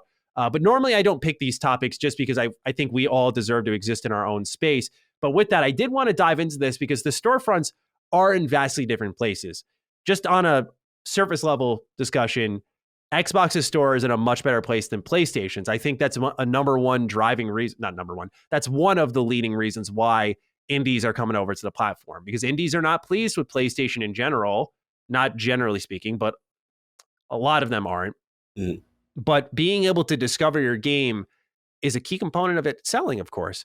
And it's becoming difficult to do so over on PlayStation when you look at the recently released games and there are all these jumping meatball, jumping jet, and so on and so forth, these trophy games that are coming from companies in Europe and they don't seem to have much of a history behind them. So they need to do some cleanup. But Cog, what's your experience with the Microsoft storefront on Xbox? And do you think there's anything that needs to be improved? Yeah, there's still, listen, it's definitely better, than the last generation. And I make the argument, I like it better than the PS5. The PS5 had some things, not to go into so much into the Sony's aspect, but they just had some things that I felt in the PS4 era that were not broke, so they should just left it the way it was. And now what I'm seeing, with the Series X, the boot itself is clean. There's still some issues I have with store visibility, specifically with games that are not in Game Pass and they're indie level. Like, you've got to drill down sometimes, you know what I'm saying, and really look for this game, kind of thing. So I think that's the first thing that they've got to improve on. I think the organization of, you have obviously the AAAs, the first party games, you have that. I think they do a good job of like when As Dusk Falls or something that they've had like global publishing or third party day and Game Pass. I think they're good there. Again, the key is, to me, the indie and honestly promotion of the service. Like, we talked about it a lot. Like, I don't feel Game Pass gets marketed enough by Xbox themselves. I just don't think they do enough. Now, they may have data that says, hey, if you do it the old traditional way, you don't really get a good investment on that return. We can use the marketing dollars elsewhere. We're seeing engagement other ways. They may have that. It's just interesting to me that they're not shouting this thing from the rooftop, especially on this storefront where, let's be honest, a ton of people are still on Xbox Live Gold or whatever, right? So it's like you want to get those people over. So to me, it's that, and they have done a better job at, last thing I'll say, they have done a better job of getting rid of those exploit type games. Where, because I used to be me, King, it was Achievement Gang when the first 360 era. We used to pick them games, man. You know what I'm saying? The Suspect 5 Achievement games is like 100 a piece or so, 250 a piece or whatever. Yeah, so it was crazy. It was a crazy time. What about you, man? Yeah, you know, I think when it comes to the Xbox Store, it's weird to say because I think there should be an emphasis on it, but I also feel like cleaning up the Game Pass UI should take precedent. Just because right now I feel that's the service you're trying to grow, and the storefront exists well enough as is. You're not flooded with spam games. There is a sense of discoverability there. So while there's room for improvement, my focus shifts more towards Game Pass. For example, when I was showing Laylee where the Play Later section was, it's down beneath a couple of banners in this middle tab all the way to the right. And to me, with such a huge lot of games, to be able to queue up and say, like, I'm interested in this, I'm interested in this, I'm interested in this, that page needs to be accessible. Right. That page needs to be there in your face so you can create your own library and choose when you want to download from certain games. And I feel like things such as that are buried. The perks are buried. And I just feel that should be one of the primary focuses. I don't mean to go away from the question necessarily, but I don't want to say there's nothing wrong with the storefront. I just see more problems with Game Pass. We've talked ad nauseum with PC. PC has gotten better, but I took a look at their storefront as well, and their trending section is full of games that are current releases, that are known releases. But when you look at the recently released section, it's very much skewed towards what's on Game Pass, and it's none of the games that are actually for sale. So it's a specially curated section, which I think is good, right? You look at the PlayStation Store and they kind of need something along those lines when you're looking at the recently released stuff, where it is, you know, man, someone's going to put their hands on it and make sure there's no crap getting through effectively. Like you're only seeing the worthwhile stuff. You know, so ultimately I think there's room for improvement in discoverability through the genre sections, but I would turn my attention towards the UI and really UX of Game Pass. I think that sub folder system that they have for games and apps that they just introduced in the new UI update would be great for Game Pass. Just to have multiple folders and stuff. I think it needs to be a little more customizable. So that's where my attention is. Again, not to go away from the question, just I have less issues with the Xbox storefront than I do with Game Pass. Yeah. Agreed. And it may be the product of, like, I don't buy many games digitally in the first place, in all transparency. And, you know, so for me, I'm usually in Game Pass downloading. So to me, that's the service that affects me most. So I think I can speak a little more authoritatively on that. Respect. All right, let's get into the news. Starting off with number one, Sony has decided to increase the price of the PlayStation 5. They cite their reasoning to be due to the global economic environment, including high inflation rates. Do note that Xbox has decided in response that they will be maintaining the current price point for both the Xbox Series S and Xbox Series X moving forward, which was confirmed in a comment with Windows Central Gaming. Keep in mind, this move from PlayStation comes alongside $10 upgrades to next-gen versions of their games, a slightly more expensive subscription service per month, a remake of the same game being sold to you this month at $70, and they just generated a group profit of $1.65 billion in the last quarter, so they're certainly not hurting for money. Now for the regional updates. Europe had a €50 increase to 549 euros for the disc version and 449 euros for the digital version. The UK had a £30 increase for the disc version, and it will now retail at £479, whereas the digital model will go for £400.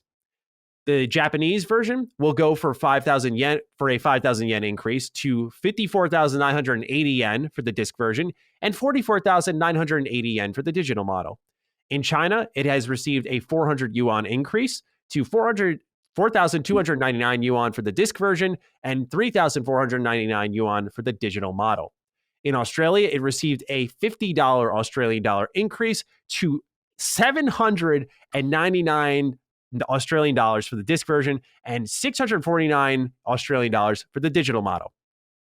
Moving on, Mexico received a 1,000 Mexican pesos increase to 14,999 Mexican pesos for the disc version and 12,499 Mexican pesos for the digital model. Last but not least, Canada, 20 Canadian dollar increase to 649 Canadian dollars for the disc version and 520 Canadian dollars for the digital model.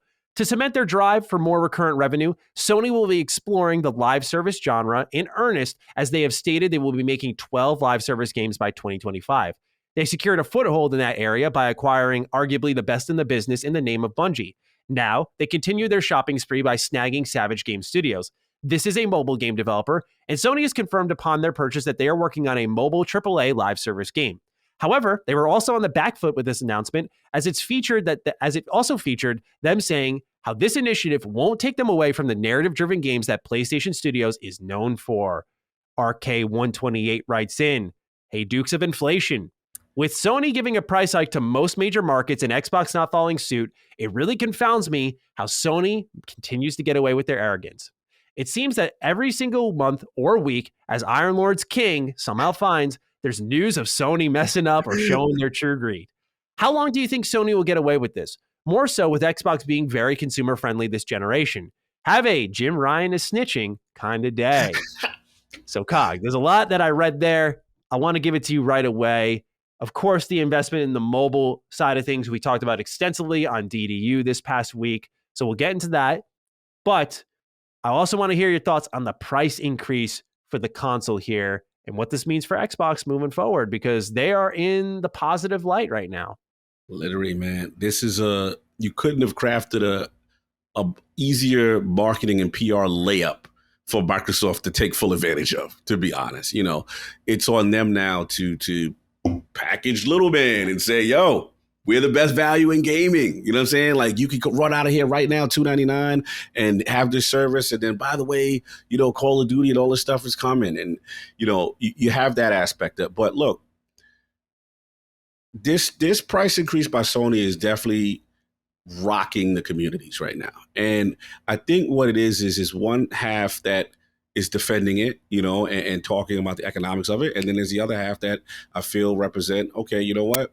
As a gamer, we shouldn't tolerate these kind of things, regardless of the fact that it's not affecting our specific region and another region. You know, look, all I will say is this. I've been around long enough to know that no matter how much cachet you have and you've built yourself a reputation as, again, these hashtag just one games, these amazing experiences, if you keep making a bunch of what I could say tactical errors and optic errors that don't really play well to you, it's going to be frowned upon. And you give your competitor a leg. You give them a chance to breathe. There's certain generations, there are key moments where, you know, this is how you trade games. You know what I'm saying? And the market shift. But look, inflation is real. I'm not going to act like it's not. But to me, they've shown that, hey, they're not willing to take a loss on this platform. And even if it means raising it up in these regions,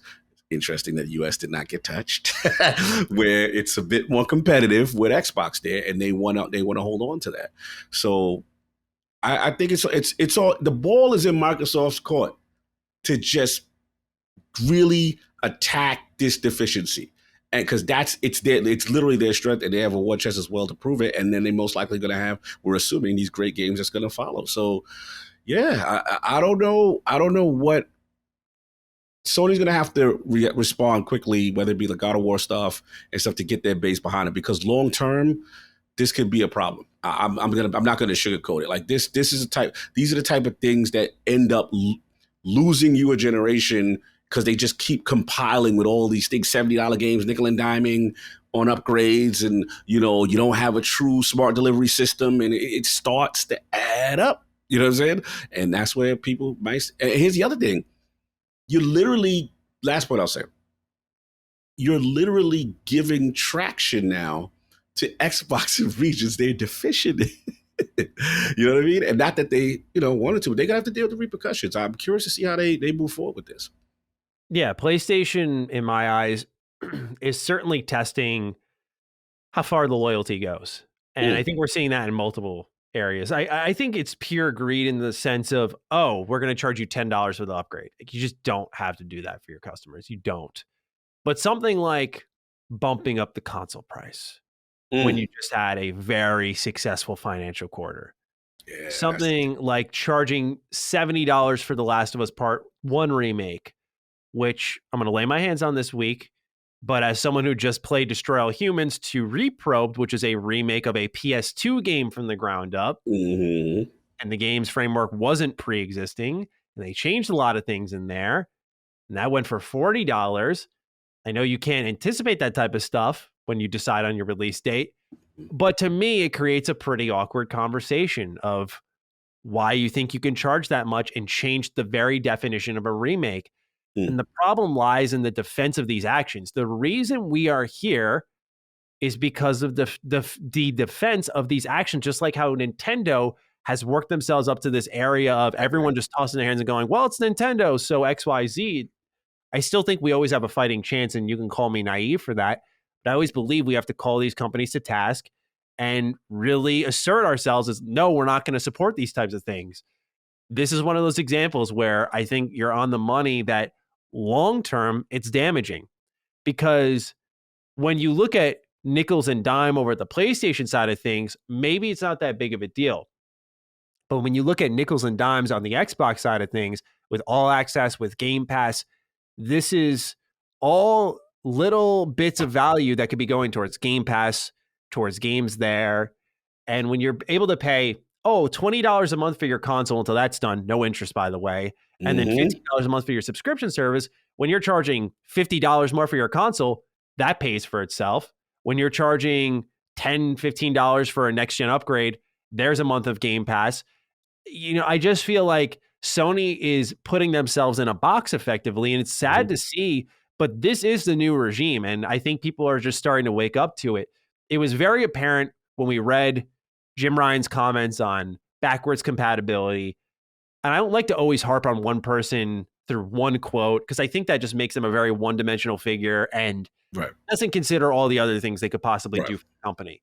But the reality is that comment being said by someone at the top of your gaming brand suggests that they don't really get to a more intimate extent what games mean to people. Why would you want to play Gran Turismo 3? Why would you want to? It just shows they don't get it. And that was one of those things where, it's a one-off. It got excused away.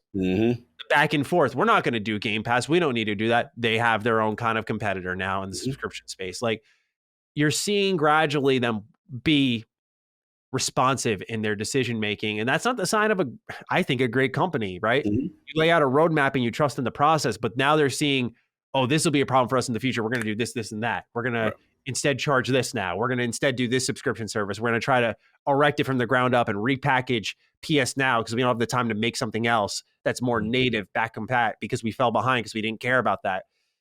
This is the product of the new regime. And it just goes to show how much it matters when the people running the show play games. Do they have to be sitting there grinding hours away? No, but you see the difference. Just like when PS4 dominated Xbox One because the people in the house were gamers. Yeah. Right? Okay, so that's why you weren't getting PS TV.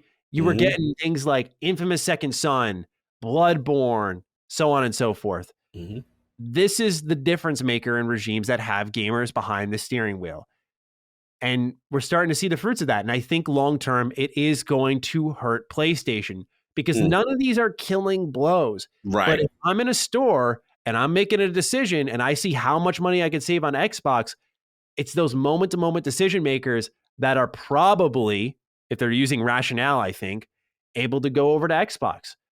Because this is where, we talked about it a little bit, the marketing of Game Pass needs to ramp up. Yes. Right now, because PlayStation is doing exactly what you want your competitor to do. We do not have to manufacture any type of slogans, any type of catchphrases. They literally price themselves out of our range. Just like we did in the Xbox One gen, they're doing it now. We are beneath them and offering higher value. And guess what kept PlayStation in the race? Guess what kept them around? when Xbox was releasing during the TV phase, Titanfall, Rise Son of Rome, Killer Instinct, Dead Rising 3, right? They were hitting away. I don't care what anyone says. They were hitting home runs with these games. Oh, yeah. But guess why? They never got into the race. It's because they priced themselves at $100 out. And when you do 50 and then you add Game Pass into the formula, I think it creates that same price differentiation. Mm-hmm. Optically, it does not help. So I'm not signing Sony's death sentence. Right. They're still selling a ton of consoles. They'll continue to do so. But this is the product of defending them endlessly. This is the product of acting like they have some fucking prestige allure around them. And now we'll see what happens in a couple of years towards the end of the generation when Microsoft heats up. Right now, it's easy to point and laugh, but I am going to be eager to see how this conversation shifts if Sony continues on this path and Xbox starts delivering their games. Yes. It is going to be because right now PlayStation can kind of do it and get away with it because people are still looking at Xbox going, well, you don't got much going on over there. The narrative is really, of course, set in. Yeah. But I'm rambling at this point. I just want to toss it back to you because we were asked by RK if Sony can continue to get away with this. Can they continue to bury their head effectively? Because a lot of people, try to draw them in their own light of greed. I just say they're like Nintendo now. Sony is the new Nintendo. But what do you think? Can they continue to get away with this, Cog? No, they can't. I think that there's a breaking point. There's a breaking point for every base. And the key, like I said, it's the capitalization of Xbox with these titles that are coming. Because the minute you have, let's just say, theoretically, that Avowed, Outer World, all the games that we know are coming, right? Or at least 85 to 88 metas. Then you start to have an effect where, again, that system is going to be synonymous with these titles. It's going to be synonymous with it. And then it's in this service. So it's like it becomes a lot. The games just have to be decent to above average, and they're going to do fine. So I don't think Sony can get away with it. And here's the other thing, too.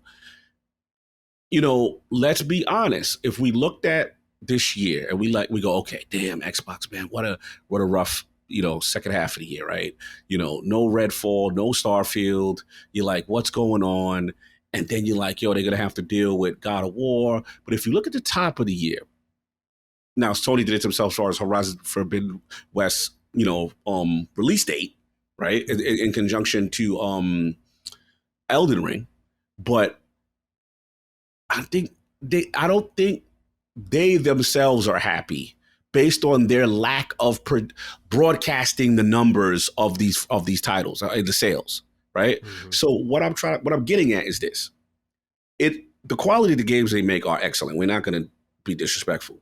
All I'm saying is, let's just say, God forbid, that the 90s that they're used to, right, end up becoming an 80 or an 85, or it doesn't hit the way they thought, right? Now it becomes a volume play. And it's like, oh, by the way, here's all of Activision and Call of Duty's catalog. Oh, by the way, here's all these other IPs that's now going to get infused into the service. It starts to get very compelling for a brand new user in the space that's trying to make a decision on a console. It really does. So it behooves them to really be careful, because PS3 energy can still happen. You know what I'm saying? It literally can still happen. And I've been around long enough to see it. This stuff is very cyclical. It's every generation's a clean slate. You don't know what you're going to be in for, and you're going to have to fight for. And Microsoft is in it. They are in it, man. Like that's just it. So we're going to see. 2023 is going to say a lot. These other regions are going to say a lot. I'm curious to see how it goes. And I'm going to tell you the other thing. The reason why you made a good point about, fan bases, and the reason why you got to be careful is because, let's just say they continue to do these type of practices or whatever, raising prices and doing stuff. And let's just say Microsoft says one day, you know what? They're getting away with that, and they ain't really getting too much pushback. Let us do the raise the price up in the region or whatever. So that's the thing I think people got to look at overall and be concerned about. It's just that generally when one person puts their toe in, sometimes others follow suit, because they're able to get away with it. And that's another concern that I have to see what's up. Because I personally, as a consumer, don't want to pay those type of, I understand business. I understand inflation. I get it. You know what I'm saying? But also at the end of the day, I have to be selfish for my own concerns too as a consumer. Right. Yeah. And it's really, at the end of the day, guess what? It's not my problem. Right. Mm-hmm. It's your problem to figure out how you're going to market this and how you're going to get through when you yourself just said you made record profits not too long ago. So that's where it is at. Yeah, it's they're making the decision easier is the problem. And you don't want to do that. You don't want to do that. Now, there's another avenue of this conversation. Let's start off with Dork Evsum, who writes in, hey, Mr. Titty Gobbler and Lord of the Acquisition. So, PlayStation recently bought Savage Games and branded their own mobile games division independent from PlayStation Studios. Do you think after the acquisition of King, we can see a similar approach from Xbox? Should they do something similar or just let King be the moneymaker that it is with no other teams? Would love to hear your input, and please don't forget to take that chicken to a date sometimes. Have an Xbox actually has more good-looking announced exclusives than PlayStation kind of day. Uh-oh. It's getting dangerous out here, man. We're only entering September now with no games on the slate, and we're hearing that type of scuttlebutt. Be careful. Cog, I'd love to hear from you on the mobile initiative, right? You've been big on saying, don't forget the K and ABK. And I want to know, do you think they leave them as the moneymaker, generate the revenue, and go have the rest of the Xbox Game Studios do other things? Or do they bring them into the family a little closer and work with them to make maybe the Sony style AAA mobile live service game? I don't know, man. I think they leave them as it is. I look at them kind of like as an attachment in a way Minecraft is, in a way. Like, it's its own beast. It's its own entity. They've been operating, and they're one of the most dominant mobile platforms, as far as our game producers with stuff like Candy Crush that we've seen.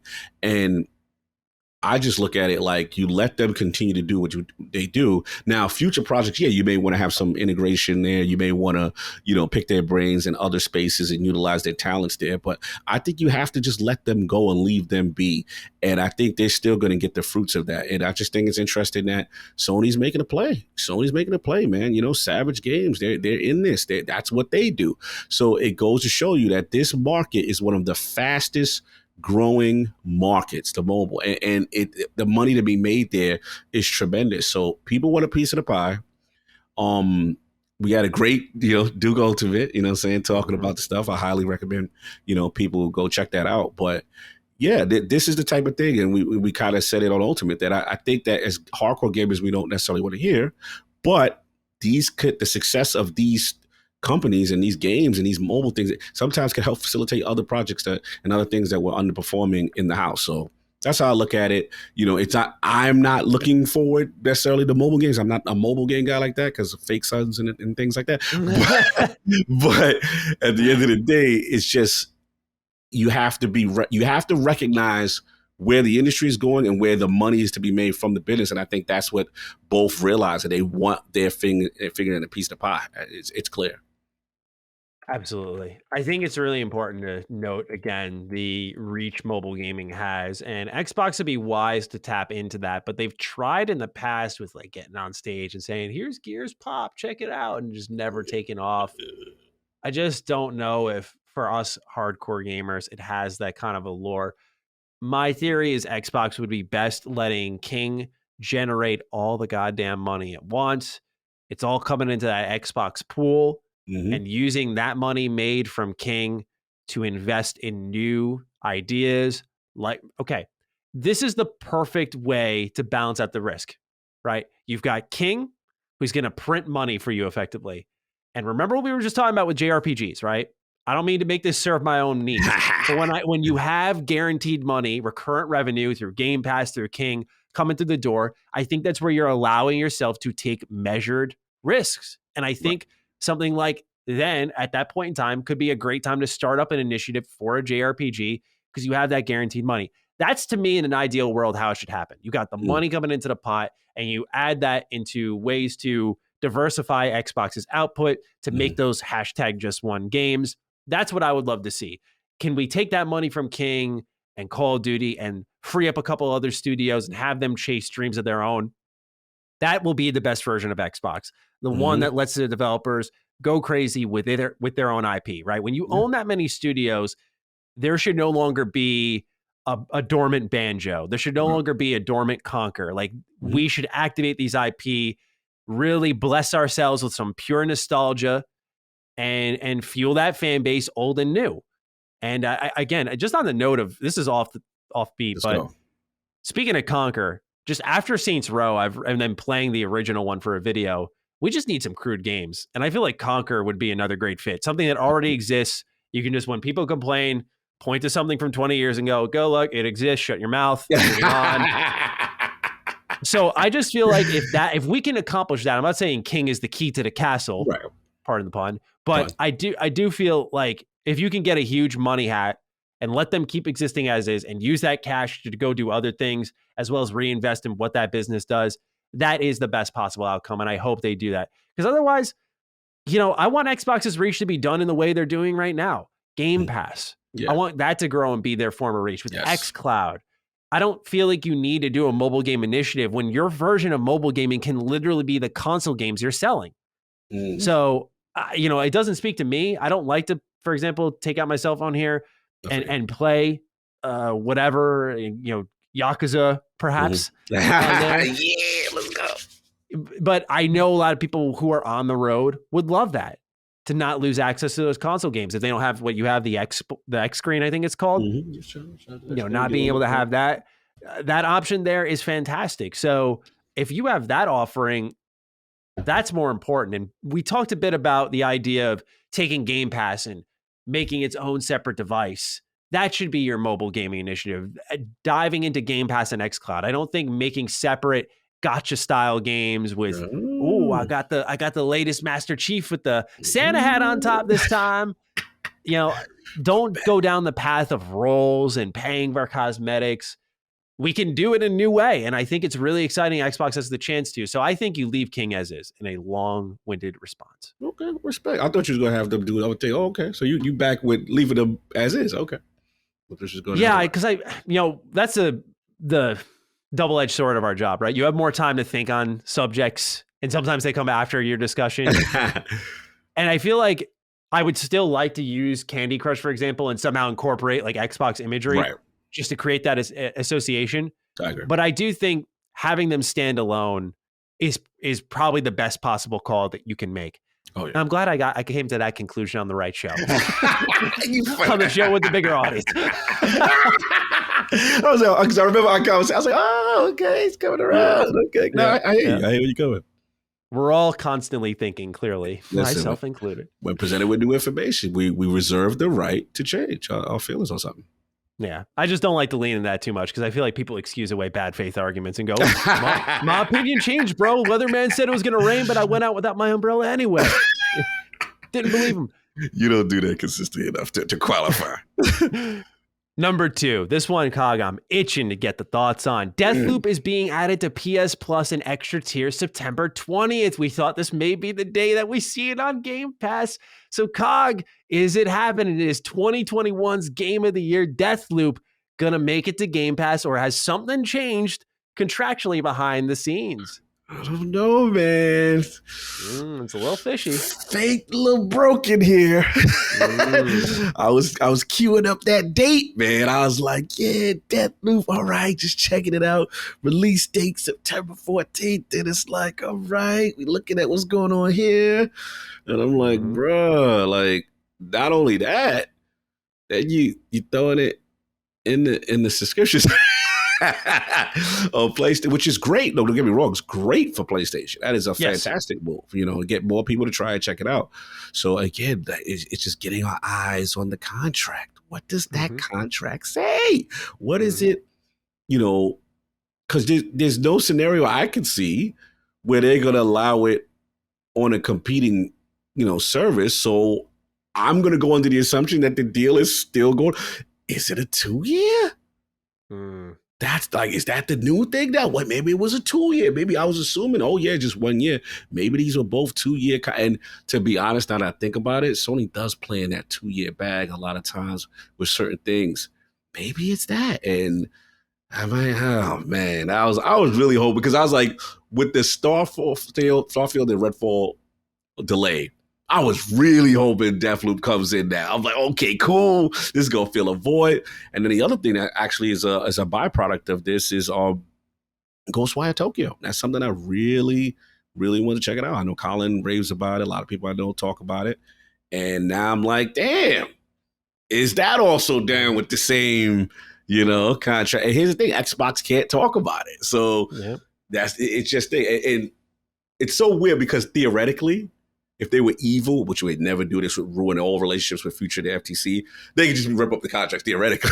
If they were the evil overlord that people, but they're going to respect the deal. Phil's have already said they're going to respect it. But now I'm starting to think, bro, it might be a 2-year situation. What you think? What's going on here, man? This may sound very off topic, but I've very much considered in the past just having a vape for situations like this. Have you ever heard of the meme Pack Watch? Where the Rip Bozo, where like you see the guy after the Lakers win lighting a cigar because they won, and he's just he's really enjoying himself, right? He's doing a Pack Watch, just celebrating the death of another team. This would be me right now, doing a little bit, smoking the Deathloop pack, just sitting back, watching the world burn. That's what I'd be doing because I'm watching everyone just freak out, and I'm just confident sitting here going, y'all are missing nothing. I gave you the option. I gave you the out with Prey. With Prey Mooncrash, with Dishonored. You can wait another year. You're fine. You're really fine. There's a reason why Xbox isn't going evil overlord. It's because this game is as important as you've made it out to be. So to me, this is where I've considered just having like an e-vape in the drawer. And when I get on my Pack Watch vibe, I'll just pull it out, puff a little bit and say, I've been waiting for this one. And so, I don't know. I in all seriousness, when it comes to Deathloop, I think it's possible that maybe it's becoming eligible to be put on subscription services on that date. Maybe you also see it on Game Pass because there are games that are on Game Pass also on PS Plus. Break it down. I'm just wondering if that's a possibility here, that's when it's allowed to be on subscription services. PlayStation, of course, contractually would have the first say on that because they have the exclusivity for it.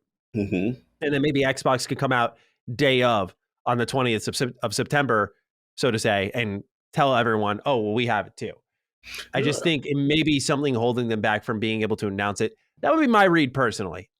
Otherwise, if it doesn't come, then it's going to be another one of those potentially Final Fantasy VII situations where you're just wondering where it is and it ends up never arriving. I think Deathloop will eventually arrive, but it's going to be very telling because again, it'll give us a gauge for Ghostwire Tokyo as well. That's another game that we don't want to forget about. And that's a game I still have yet to dive into, but I'm very keen to do so. But my guess is contractually Xbox is held back from saying anything, and these may end up in the service at the same day, just given, again, that PlayStation has Game Pass games in their service. It could very well be. Yeah, could very well be. And that's what, we got to see how this thing going to play out with that. Because, it's surprising. I did not see this coming. But you funny. You're out here smoking on Deathloop pack. That's funny. Oh, yeah. I mean, actually, what's funny is the release date of Deathloop is the 14th of September. I was just checking now. So it's not exactly a year after the fact. So I don't know if that's telling either that it's coming on the 20th. Do you read anything? Do you read into that at all? The only thing I can think of too is that like maybe I'm overreacting and maybe it is still coming in the sense that not that PlayStation is going to kill value of the game, but it's like if it was ending, there's a part of me that says you try to squeeze the most out of the stone as much as you can before you going to lose it kind of thing. So maybe a situation where it is going to end and they're like, yo, let's throw it on PlayStation Plus, whatever. Because correct me if I'm wrong, didn't Death Stranding go on that recently? On Game Pass? Sorry. No, not on Game Pass. I mean, we know it went to PC Game Pass, but did it end up going on PlayStation Plus? Do we know? I believe it did. I don't know if it was director's cut, but I will check real quick in the meantime. Yeah, because there's a part of me now coming around on my own thinking, well, maybe it is coming towards the end of it. And they're like, hey, let's throw this, we're going to lose this game. It's going to be associated with Microsoft. And ultimately, it behooves us to get our subscription numbers up to PlayStation, Plus Premium. It's like that back end money. And hey, put it on a service. People who haven't tried it, still haven't played it yet, will most likely subscribe to a tier. And then we could get the last of this. It is there. It is there. Yep. That's what I remember. So part of me, maybe this is the last ditch play before they lose it, right? Mm-hmm. Throw it on that service. You get more engagement to PlayStation Plus Premium. You get those subscribers. Hey, to check out Deathloop.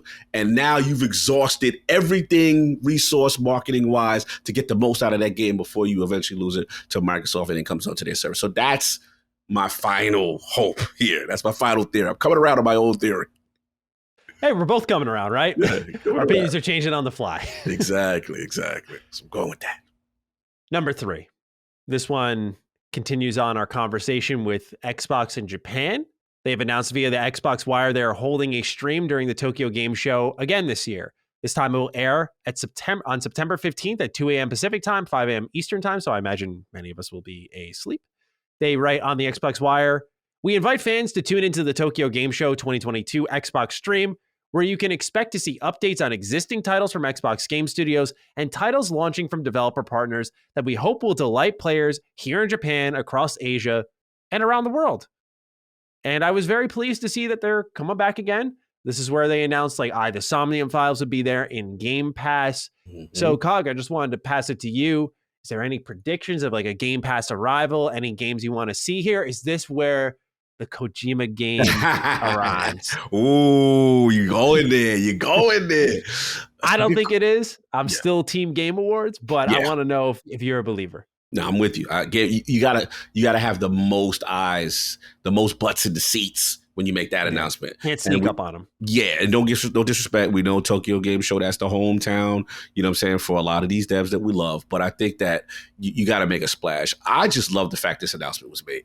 I just love it because it's a commitment, and all I want is incrementally every year it gets a little bigger and a little bigger for Xbox and their presence there. But I like that they continue to do this, and I want to see. I think we'll probably see some Game Pass deals. They'll probably make some announcements, and yeah, I'm excited, man. I want to see what they're doing. I love when they're over there. Yeah. So for a bit of a recap here, those who don't remember what happened during the Tokyo Game Show 2021 to gauge expectations, here's what was revealed. Xbox Cloud Gaming launching in Japan, Australia, Brazil, and Mexico. There was Forza Horizon 5 PC specs revealed. A commitment to Japanese creators and PC gaming experience on Windows 11 by Sarah Bond, where they announced over 200 independent developers based in Japan are working with Xbox through their ID at Xbox program. That there's new content coming to Game Pass in the form of Scarlet Nexus and the Somnium Files, as well as Mighty Goose. There was a brand new Back for Blood trailer. Bethesda announced full localization for Japanese support in Starfield, as well as Redfall. And let's see here. Phil Spencer and Shinji Mikami of Tango Gameworks discussed the present and future of gaming in a fireside chat. There were a couple of updates on Guardians of the Galaxy and King of Fighters 15. And they talked more about new experiences from Xbox coming through independent developers in Asia with titles such as Craftopia, The Good Life, RPG Time, and so on and so forth. So they did make a number of announcements there. I'm wondering if we do see something like, I'm going to put Soul Hackers 2 out there. That was on my Game Pass list. I feel like now it really needs it. Give them a bone, right? Just throw it out there. Look, not so much anyway. Here's a bag. This is where you give them the resurrection bag, right? All right, you give them the res, throw a little money their way that they didn't know existed with this game, and bring them up a step. Bring it up to Game Pass. Get some people to try it out. I don't think it'll be many, but certainly I'd be more willing to try it out. Business Matty's not winning in the boardroom right now. I'm not. You don't think they're a little Game Pass deal for a game that's not doing too well? I think you could get that for cheap, relatively speaking. True. The value, yeah, I'll give you that. Yeah, I think the value does go down, and if it's a price you like, you're like, okay, at this point, we'll give it, run a little flyer on you, throw you in there. But yeah, we'll see. I mean, to me, we've talked about earlier with Gamescom and stuff. They've really made some really strong decisions on what they've chose to add in Game Pass recently. I love Lies of P in there. You know what I mean? So they're making smarter decisions. So I don't know if that particular Jake will go up in there, so hackers, but hey, it is a Japanese game. It is a game that that you generally miss the platform. So maybe they get it on the low after on the back end. So yeah, they do focus on developers in Asia, so that would include Korea, and perhaps they do throw something out there about Lies of P, like maybe a release date. That would be cool. I know it'd be kind of soon, nice. compared to the Gamescom show that it was displayed at. But I'm looking forward to this. I think it would be nice to see what independent creators they're working with. Like maybe we get a nice update on Eden Chronicles. I think that got a new trailer, but really pinpointing when that one will arrive would be pretty nice. I think that would be a good thing to show off there. So they have a lot of options, and I'm keen to see what they do with it. Nice.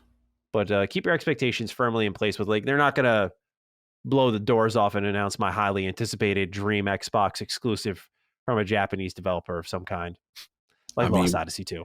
I mean, Bloomberg did make the slip up when they had Phil Spencer interview. What is it? Xbox, the home of Sonic. Did you catch that? No, I did not. Yeah, when Phil was on that interview, they were like, Activision Blizzard. Oh, Matty put out the water. Matty pulled out the water. This is where the vape would have been great again. I might have to do it just for the jokes. Now, here's the inside. This is what the streets are saying, man. This is a big controversial thing. I've been talking to a lot of people. Shout out to my homie, Mr. Everboy Saga. He's one of the ringleaders of Sega Kids, Sonic aficionado extraordinaire. You know what I'm saying? Shout out to my man Rand, who's on the other side of it. And basically, they announced Phil, and they're the home of this, the home of Activision Blizzard King, the home of Bethesda, and literally say the home of Sonic. So the thought process is like, okay, snafu, whatever, right? But then other people are like, you're Bloomberg. How do you make that type of mistake? Unless King is on this train too. King is like, there's no way. King is like Sega's imminent. Because he said, cannot. Yeah, like King is acting akin to when the CEO of, what was it, Take-Two was talking off the cuff with Phil. He's like, oh, yeah, the Game Pass numbers are blah, blah, blah. Phil's like, hey, we're not supposed to talk about that. Phil had that face like you. So King is full in. You know what I'm saying? Like, I'm leaning. I must admit, my confidence is wavering because I was leaning like, nah, that's a mistake. But, like, why would you make that type of mistake? Big entity like that. And you got the chance to edit it and go back and fix. Interesting. That's what's your thought? I thought you knew about this. This is a big one in the community right now. No, yeah, I'm seeing the tweet now from Wario64. Bloomberg's 23+ minute interview with Phil Spencer is up. Likely a mistake, but Bloomberg says Xbox is the home of Sonic in the intro.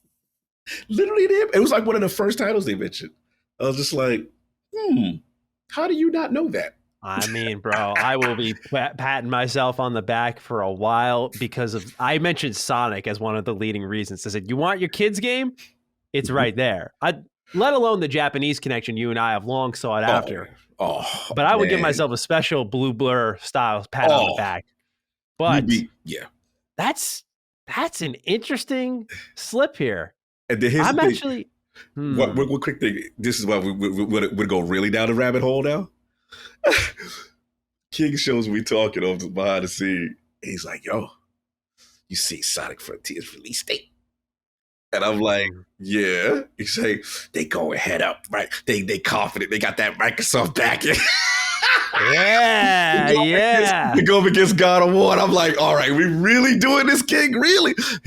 Like, bro, it is getting a little momentum in the Xbox community. I will say there are some people who are like, that is not maybe it wasn't a mistake, like the Freudian slip is what some people are saying. I thought it was funny.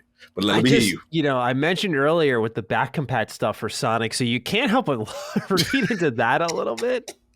It is interesting there. Listen, I'm going to tell you right now, this would be one of your greatest W's if you get this.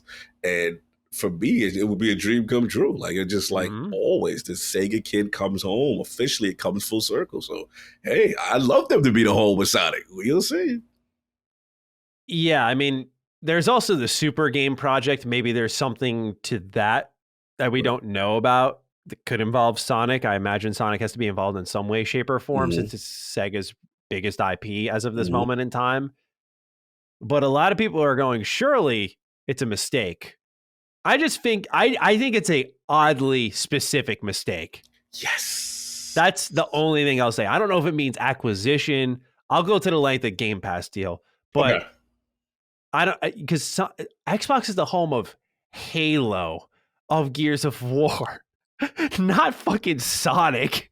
That's a really obscure error to make. So I don't know, man. I doubt some Bloomberg journalist is reading going, oh, you have 60 frames per second on Sonic Unleashed and Sonic Generations. That is the home of Sonic. No, there's something here doesn't really add up. So I'm with you on team reading deep into this, but I'm going to go Game Pass deal. If it's an acquisition, though, you, sir, get to hold the crown for that. Woo, that would be serious. That would be crazy. Oh, yeah. The internet will break. Oh, yeah. Imagine that. Just they get Activision. They're like, okay, back at it. Yeah, now it's done. Now we can finalize the Sega deal. Like, Hey, that'd be a busy week for us. Oh, that'd be, woo, it would be lit. All right, number 4. This one is pretty interesting. It's very telling on a future Xbox exclusive. IO Interactive has published its annual earnings report with a 7% increase year over year, which is said to be double management's expectations and is largely thanks to the Xbox Game Pass deal that they'd done with Hitman. However, the developer is expecting a sizable drop in revenue and profits as they won't be releasing anything for quite a while. They cite the reason as there will be long production phases before their next game is out, saying that fiscal year 2024 and 2025 will be down significantly.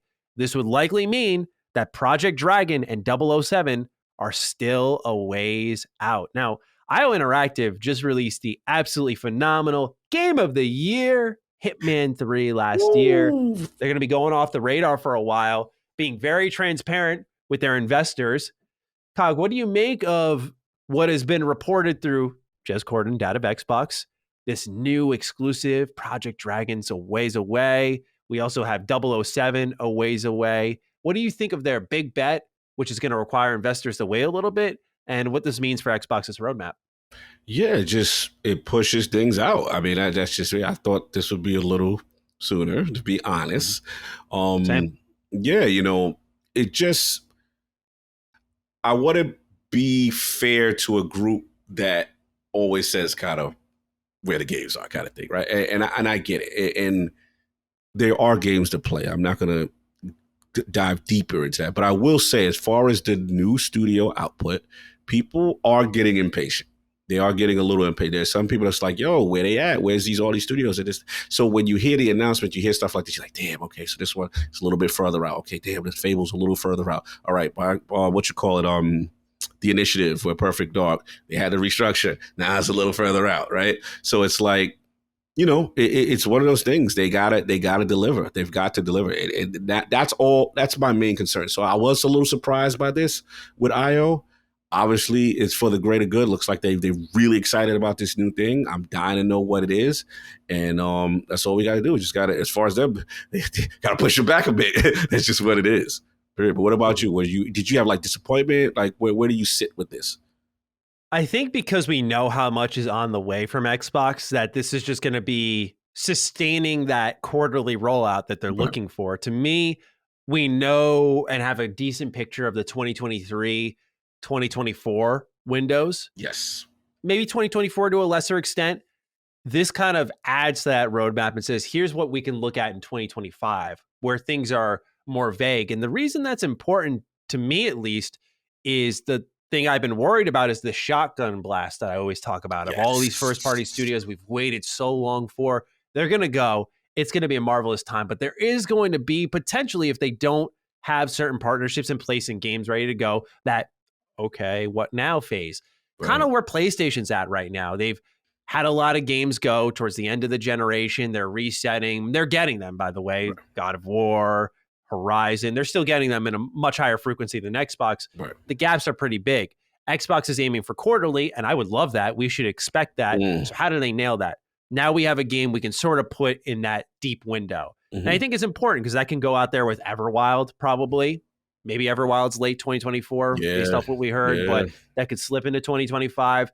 It makes me feel a lot more comfortable in their goals and how they're going to reach them, right? We're talking effectively 4 exclusives a year. And that's tough to do with just your first party portfolio. Oh, yeah. By then, maybe they'll have more. I imagine they will. Mhm. So you have to account for that. But some of those games are not going to invade and say, well, now this is exclusive. So then you hit the reset button on those development cycles. And Mhm. again, it punts the roadmap even deeper. So knowing that they've had a deal in place here, this game will come out in 2025. I'm fine waiting. IO Interactive certainly earned that. I hope they continue to support Hitman 3 in the meantime, because that is a wonderful game. It's getting some cool DLC. I was watching some videos of it online. Looks awesome. So I'm considering diving back in at some point down the stretch, but I got a certain JRPG to play, I think. So I might have to wait. Yeah, I got to watch myself now. When I'm saying I'm going to play other things, I'm on Cog Watch now. Cog Watch, let's go. Like a dragon, baby. But I like the transparency here. And again, not to over repeat myself, it makes me feel good about the roadmap. And this is barring no delays. So we also have to keep that in mind. That is true. That is true. It'll be interesting to see what comes first. I imagine Project Dragon, but 007, I'm also very keen to learn more about. Yes. With that genre, that's like the like perfect marriage. Yeah, I would love to see that. Oh, yeah. Excited. Absolutely. So we'll learn more in the coming years. But this also, just on my final note, pretty much tells us we're not going to see this at any upcoming showcases. So you can cross that off the list probably. Maybe they do one of those contraband level concept trailers. I doubt it, but maybe they do. So that's all I have to say on that. No doubt, no doubt. Number 5. Sony and Tencent have acquired a collective 30% stake in developer From Software. The stake is said to have injected roughly $260 million into the studio. Tencent owns a 16.25% stake, while Sony sits at 14.09%. NeoJD writes in, by acquisition homies, here we are again. Quantic Dream has been added to the NetEase stable, and both Sony and Tencent are buying up shares from Software, 16.3% and 14.1% respectively. How are we feeling right now? Thanks, and have a yes, you are for sale kind of day. So, Cog, yes, there was the purchase by NetEase of Quantic Dream. Thank you for writing that in, Neo. And then, of course, we have what's happening here with Sony and Tencent investing in the Elden Ring developer From Software. Now, I know you weren't, you liked and respect Elden Ring. You're not big on their games, but there's no doubting that this was a moment in the industry. And really, they were already on the map, but this took them to a whole other level. So companies are investing. Sony already had a little bit of a stake in them. They have a bigger stake now. Tencent's invested more. They have more money in the company than probably ever before. What do you think FromSoft's future is? There's always been rumors that Sony's going to snag them, but do you think that Tencent bag is the first, we call it the catch a bullet, and I think that would be a major one. Yeah, man. I jumped off the plane to this news. I was just like, what? What is going on? You know what I'm saying? And then obviously, I don't know if do we have in the notes about the Quantic thing too? Yes, through the question, but here, I'll give you the full notes. Yeah, so pretty much, look, this was surprising to me. I mean, the way I look at it, there's a part of me that Sony knows what those type of games do for their platform. And to me, it's kind of like, maybe you can leverage now. Maybe you can say, hey, we want to make you kind of synonymous with our platform on some level. Obviously I think the game is not going to be, I would assume, not exclusive, but it is interesting. I didn't see this coming. I'm dying. Like, literally the news, when I got off the plane, I'm just catching up. I'm like, what?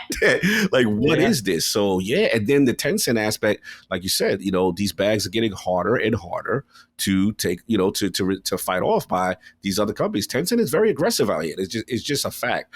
Now you got the NetEase, like you said, we talk about that. Like, it's a lot going on, man. Lord acquisition is still stuff going down. People got their hands in the cookie jar right now. Everybody's trying to be associated with stuff. Look, we can't sugarcoat it. From Software are the guys right now, just period. They're the guys. That's where you want to get your, correct me if I'm wrong, aren't they? They were surprised by the success of Elden Ring. That's what I heard. And I heard rumors that they were working on their next thing already or something like that. They said it sooner than people realize, and it's going to come out soon.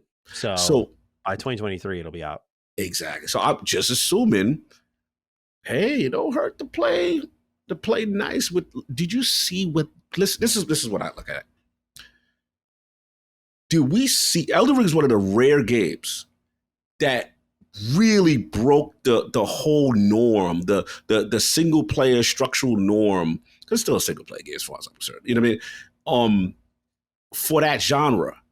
And for it to dominate the NPDs and sales in the way it did for as long as it is, and it's probably still doing well. I think companies are like, yo, we need that kind of game.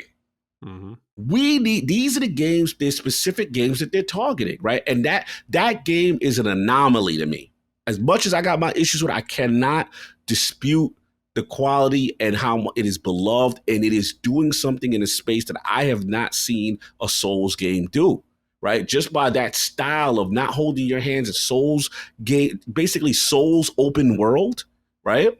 Which is tremendous gameplay. And I think there may be a shift internally.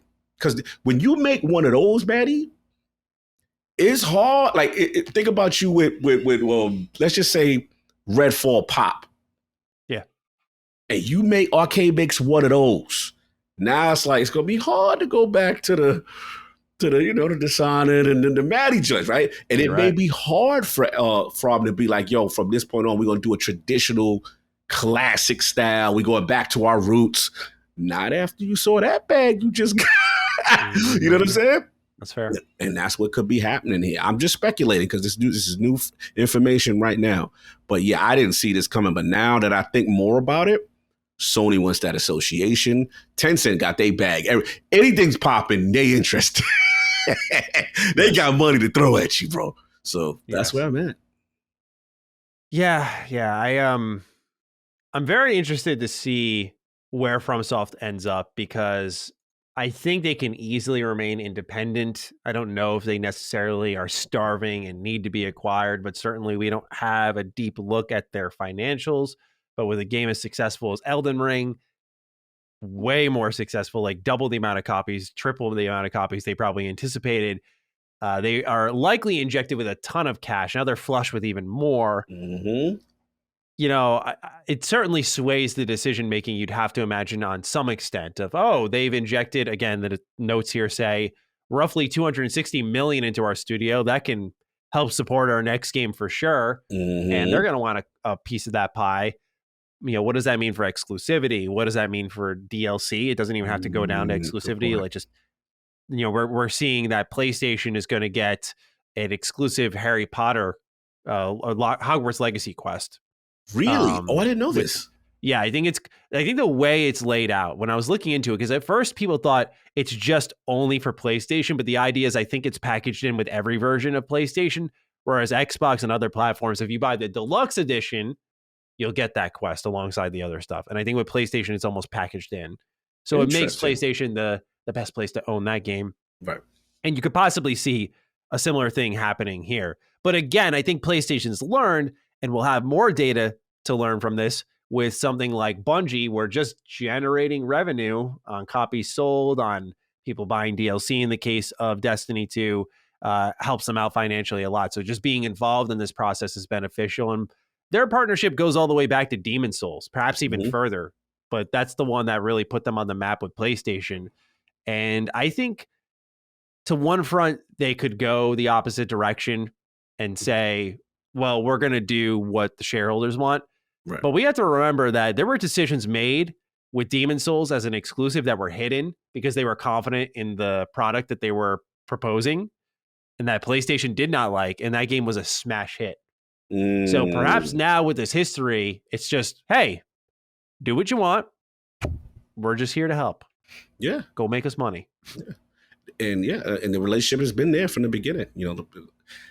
This is going to be interesting to develop. I didn't see this coming. The acquisition season, man, people got their fingers all over the place, man. Bags being thrown around. Indeed. As for Quantic Dream, it's interesting because it was 2019. There was a minority investment, and it appears that turns into a majority because now they own Quantic Dream, developer of Detroit Become Human, Heavy Rain, Beyond Two Souls. There was no price disclosed for this deal. But I'm curious what you think this means for Quantic Dream, who has multiple games in development. One of them is a Star Wars game. Yeah. I don't know. Like, again, but I think the term I want to use, one of the things about my wing, unless I got another hashtag we could use to think about too. Strange bedfellows. Like, yo, bro, it's people out here. NetEase has been creeping for a while though, because I'm a Destiny fan, and I remember when Bungie took a little bag, little 10% or whatever it is, investment or whatever, and now there's gonna be that Bungie, that Destiny mobile game, right? And that's a thing.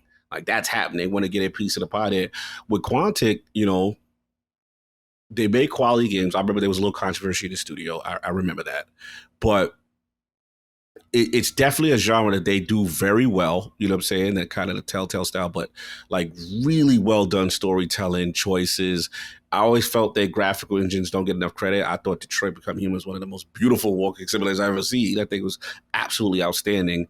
And then obviously we know they're coming out with the Star Wars game. So they look like they're trending back in the right direction. NetEase is interested. They're like, this is just like, again, it's one part of me. This is why I'm messed up. There's one part of me that's like, yes, this is business. But then there's another part of me like, these two don't necessarily fit together. And you're like, why are they getting together, kind of thing? Yeah. But it's business, bro. It's just business. And that's what people are doing right now. So I'm just sitting back watching what's going on. Like, if you would have told me this, Sony gets Savage, like it's just like so many strange things. If we look back at it maybe 2 years ago, we'd have probably laughed the future selves of ourselves out of the room, telling our past selves, yo, this is what's going to happen. It's crazy. What do you think about all this, man? I got to take more time to digest a lot of it. Yeah, I mean, with Quantic Dream, I'm less invested in them. I loved Heavy Rain. I haven't played Detroit Become Human. That's one I need to check off my list. I'm excited about the Star Wars game they're working on because it's set in the newest era of Star Wars that only the books have dived into. So I'm very keen to see how they realize that, especially because it doesn't look like their standard video game. It's apparently like 4 separate stories at different pockets of the universe with actual gameplay and not just narrative stuff. So it seems ambitious, and it's likely that this is in the same category as KOTOR remake, where it's just punt it and we'll see you whenever. Right. That's unfortunately the state of that game. So I think it's good that they are flush with cash now, because it likely put them in the position that you were talking about. Do you want to see them go away? Yeah. Or do you want to see them hang around and realize the vision? And so I want to see that Star Wars game. Obviously, I'm a Star Wars junkie, so I'm most invested in that. They have multiple games in development, though. And so seeing them hang around, I mean, they've had strange bedfellows for a while, right? They teamed up with Epic when Epic was, by the way, viewed in the negative light with the Epic Game Store and all that stuff. They teamed up with NetEase. They're trying to tread water, man. So this seems par for the course for them. Good catch. That's just actually a great assessment of them, what they've been doing. And Detroit, as much as I love that game, I don't know what it did. You know what I mean? Yeah. So to speak. Yeah. Impactful. And we know that the relationship with PlayStation isn't great over there, so they've had to go other places for months. Absolutely. Good call. All right, so we got up next more leaks for Assassin's Creed Rift, or shall we now call it Mirage? So I'm going to read a list of leaks here that came from a YouTuber named Jonathan. Jason Schreier corroborated some of this, but not all of this. We'll get into the context of that, but I want to give the full picture first. They say the final name should be Assassin's Creed Mirage, that it will be released in spring of 2023 between April and June. The game will take place between 860 and 870 in Baghdad during the Anarchy of Samara. You will play as Basim in his youth as a thief until he arrived at the Hidden Ones, which is a faction you encounter in Assassin's Creed Valhalla. There will be multiple cities to explore, separated by desert and rivers, like the Kingdom of AC1. Keep in mind, I just want to put it out there, this is one of the first ones Jason Schreier negates and says is not true. Okay. The game will return to basics with strong inspirations from the first Assassin's Creed game. There are several RPG elements removed, no more dialogue choices, no more gender choice, and no more leveling system. The gameplay would be slightly different from that of Valhalla, less raw, and with new animations. The Eagle Vision is back, but so is as the Assassin's Creed community has called it, the drone bird, so like the flying creature that can spot things for you. So that's back. Basim will be able to use the string dagger to eliminate his opponents. There will be visions of Loki, for how Loki manifested into Basim's body and consumed him, which is just this fucking weird part of the Valhalla storyline that I'm sure many people don't even care about. Ubisoft is secretly preparing the remake of Assassin's Creed 1 based on Rift/Mirage's work. They will reuse a large part of the assets. An AC1 remake should be integrated into the Season Pass, which will also include DLC in Constantinople when Basim meets Sigurd, and it will be released a few months later. Ubisoft will unveil the future of Assassin's Creed on September 10th during Ubisoft Forward. Now, Jason Schreier commented on this on Twitter and says, a person familiar tells me parts of this new Assassin's Creed leak are true, such as the name and the other stuff Bloomberg has already reported, such as Spring 23, Baghdad, and back to AC Basics. And other parts are not, such as multiple cities to explore. Now, I'm very, very curious about this, Cog, especially an AC1 remake, because as someone who's inched closer to the AC community, shout out to the As Always boys. They're fantastic, and they kind of opened my eyes. I always thank them because they opened my eyes to kind of some of the true issues with Ubisoft's creatives and where Assassin's Creed came from, how they have failed to evolve that, and in some ways have evolved it in the wrong way, depending on who you're asking. So something like Assassin's Creed Odyssey, I will always defend. I know it's not what Assassin's Creed is, but I think it is a misunderstood game, criminally underdiscussed, and probably the last good thing Ubisoft has put out. I really genuinely like that game a lot. Is it bloated? Oh, yes. Its biggest flaw is its level gating, but its story, its writing, its characters are legitimately good in my opinion, and it's hard to say that for a lot of Ubisoft games. But hearing that they're going back to basics, which Bloomberg did report, spring 2023, another first half of the year game, and it's Assassin's Creed, so it's going to be a big one. And we're hearing AC1 remake in the mix. Cog, I'm seeing the fist pump. What's the read on the situation?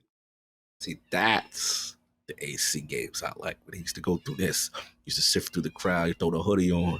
You know what I'm saying? True blended in the crowd, being amongst, you know what I'm saying, the killers. Like, I love that, man. It's like, what is it, that old Jerusalem kind of vibe? Like, it was just a different thing. You know what I mean? I remember seeing that game for the first time. I was like, what is that? Like, that looks so cool. Was it very, perfect? very different for its time? Yeah.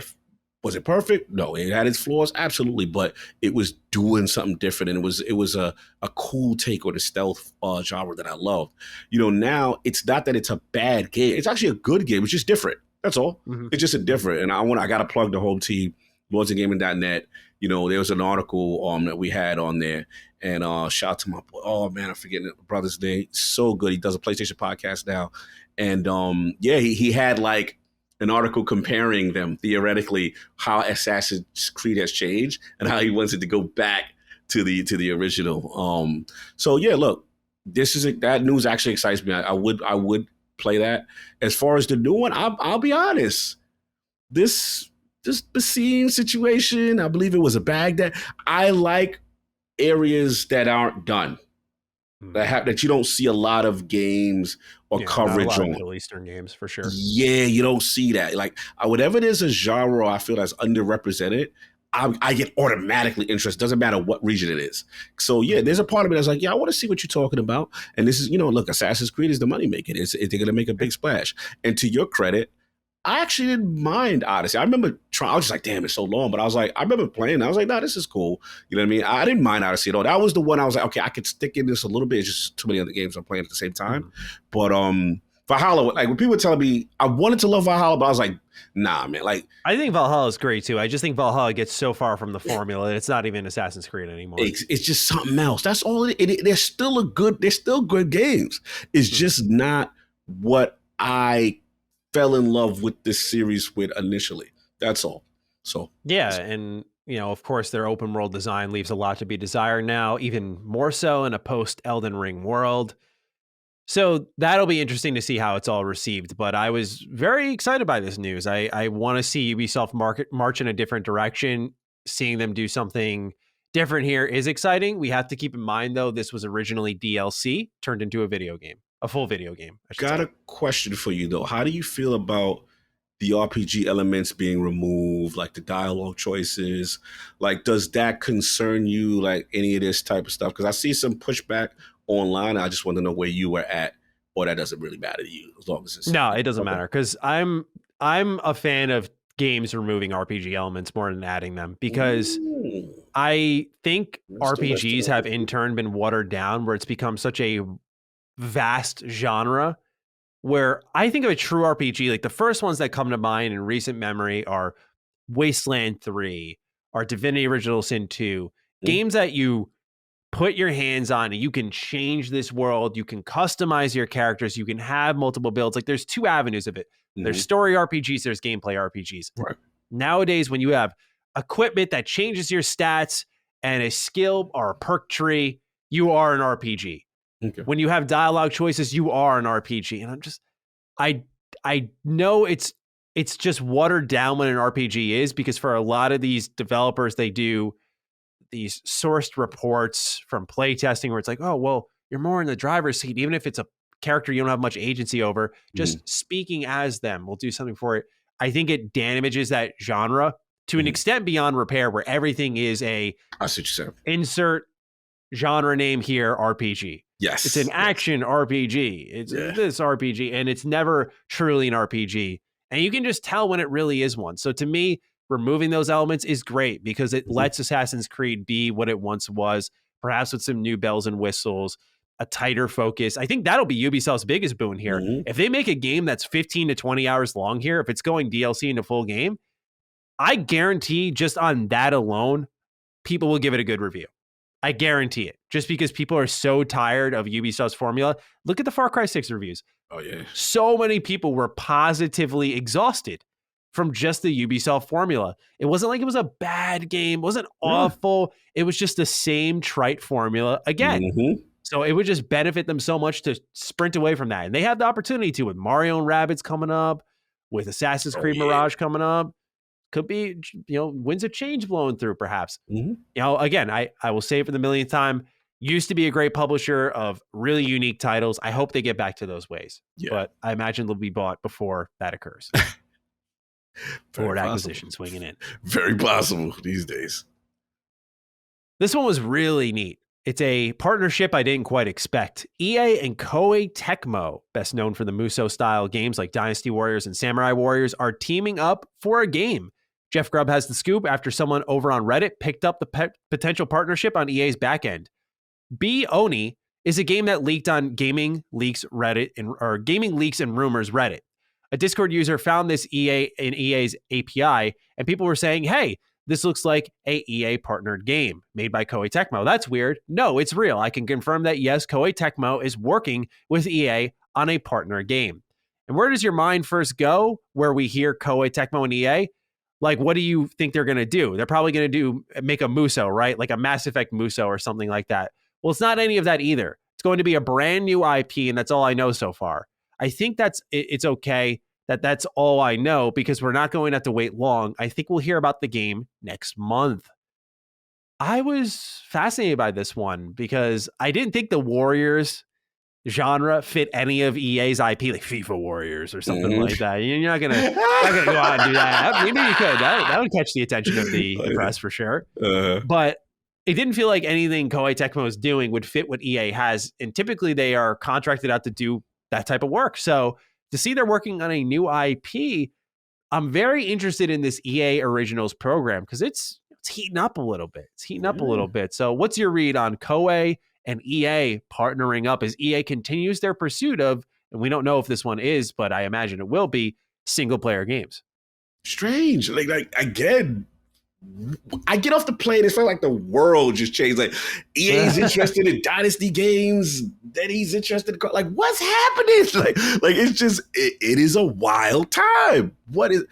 I cannot see. I'm not saying it just can't work. I'm just saying, like, I didn't think EA would be interested in what Koei Tecmo is. I like that it's a new IP. We're gonna get to see what's going on there. I will say this to EA's credit. What they're showing me right now is like this willingness to break out of the assembly line. Yeah. And I think that's a good thing overall. I like that, because I think one thing, let's be honest, we criticize Ubisoft for is the assembly line, right? Mm-hmm. So when I see, or when I say assembly line, those similar UI format, and of course, the games that make the most money, stick them in that template and kind of rehash again. So you were saying, I'm sorry. No. I was agreeing with you. Continue. Yeah. So pretty much, I like when I see Big Corp break out of those molds and take chances and stuff like that. So this is cool. I'm actually interested to see what they cook up. Like what is going to be like. So shout out to Grubby Grub. You know what I'm saying? It looks like he's all over this right now. But yeah, he said we're going to hear about it next month. Like, okay, all right. Let's see. Yeah, for those who don't know, the EA Originals program has brought out games like It Takes Two, Lost in Random, Faye, Unravel 2. Yes. There's a number of games that have come out through them. Of course, EA also just released Madden 23, which is a broken piece of shit. So keep that in mind that they are not quite out of the weeds. Yeah, dude, that game is... Watch Angry Joe's review on it. Just watch. It is really fascinating that after Battlefield 2042 and knowing like, hey, dropping a buggy, broken game isn't smart with such a diehard community. And I know they got to make their EA bucks, but man, I'm surprised that this wasn't just a roster update. They actually, I forgot what outlet it was. He cited in his review an outlet that sat down and played every Madden since 13. And there were virtually no changes outside of a couple of menus. They continue to resell that game. So again, EA, not out of the thick of it yet. They still definitely suck in this regard. However, their Originals program has brought some good games. In the case of It Takes Two last year, a Game of the Year award winner. Huge. So that Originals program has some chops. Yeah. Definitely, they also brought out Rocket Arena, which, but, look, to see what Koei Tecmo is doing, a Japanese style game from EA, I just... How's this going? Just curious, right? It doesn't sound like it makes sense. So I'll keep an eye out for this one for sure. All right. Number 8, last piece of news here, and we'll get into our Game Pass pick of the week. A new Mafia game is confirmed to be in development at Hangar 13. They are saying it's still a few years away, according to Hangar 13 GM Roman Hladik Cog. More Mafia on the way. I just got to say, praise the Lord. Just very happy this series, despite it not seemingly able to get off the ground, able to be profitable. Take-Two keeps doing it. They keep throwing it at the wall, seeing what sticks. I think the worlds in this game are so good. It's about getting the open world activities right. They have never got them right once. In Mafia 2, there was none. And that world was perfect, but it was just existing for the story, which is fine because Mafia 2 is literally one of the best games that you can play of the 360 PS3 gen. If you have not played it, do yourself that favor. Mafia 3, same issue, man. It's just this rinse and repeat gameplay formula, but the story and the world, man, are so good. It pains me. I know. And then Mafia Definitive Edition runs around and repeats the errors of Mafia 2. So I'm praying to God they figure it out here with some of the open world activities they do. But I'm excited, man. I love Mafia. I'm excited for this game. Where do you sit on this side of the fence? No, it just deserves it. It deserves it, man. I remember, and then, for me personally, there's a connection. Obviously, the way the main protagonist was treated at that time, it was done in a way that I felt, showed some, try to show some empathy or authenticity to a particular time period, and how it would be to look at it through the views of someone experiencing some type of racism in a character. You rarely see that in games. So I thought they would try things that were really cool. And then even from its base, very bold. Very bold, and even from its base origins, like, look, I grew up with the Goodfellas and the Bronx Tales and the Godfathers, and I grew up with that stuff. So you gonna make a game, my paisans in here, you know what I mean? Like, I'm going to be about it. Like, I love that stuff. So I've always liked what Mafia was trying to do. So now you're telling me to actually still make another one. And you made an excellent point. Like, to see Take-Two, like, yo, we're going to keep going till it hit. Like, that is rare. So someone in that building loves this series and they keep greenlighting. So let's go. Yeah. I love that it's sticking around. Again, I don't know if financially it's ever had any reason to, but at least the GTA Online and 2K bucks are going.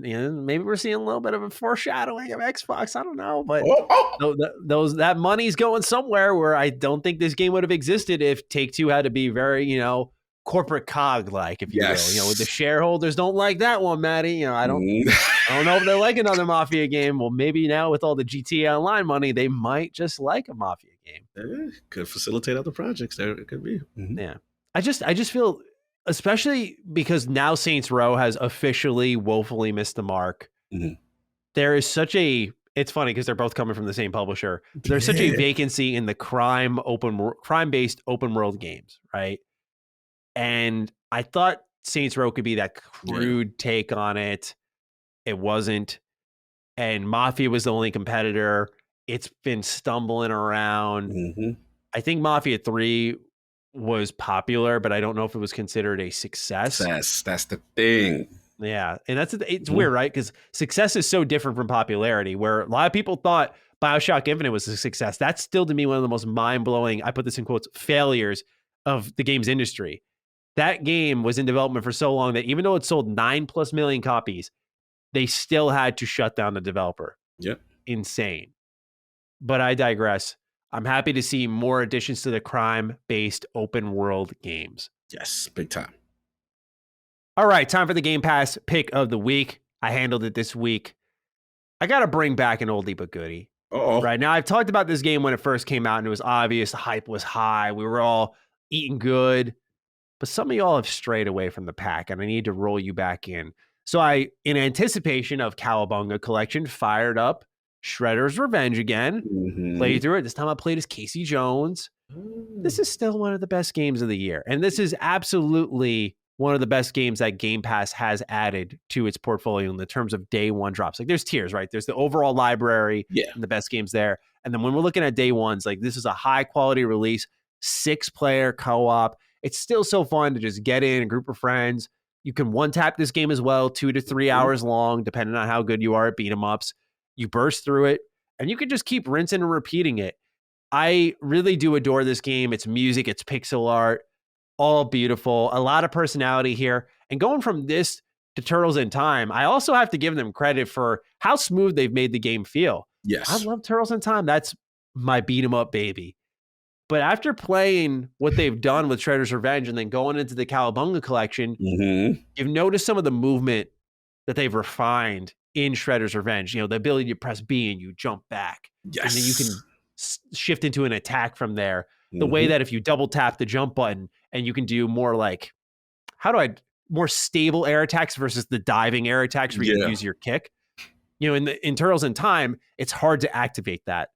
So they've cleaned up the controls and the navigation a bit in Shredder's Revenge while maintaining that spirit, where I really appreciate it even more, where they've honored the legacy, but they didn't make the legacy look foolish, right? Which maybe should have been the goal. But I got to say, Shredder's Revenge is still a phenomenal game. A quick download, 700 megabytes. It's done in a flash, no matter what your internet is. And of course, I'm biased. I love the Ninja Turtles, but this is, again, one of the best games of the year, for sure. It'll be on my game of the year list, no doubt. Great game. So that's all I have to really say about that. I don't know if you had anything to add onto it, because I know you've played it, but yeah, we're trying to do the whole thing co-op. We got like maybe 6-7 stages in, and we're just having a ball, man. It's such a love letter to just the series, and then what I consider one of the arcade goats was Turtle in Time. I like, me and you definitely share that. Like that game was revolutionary for its time. So they captured the spirit and in a modern time, and it's really good. Yeah, I agree.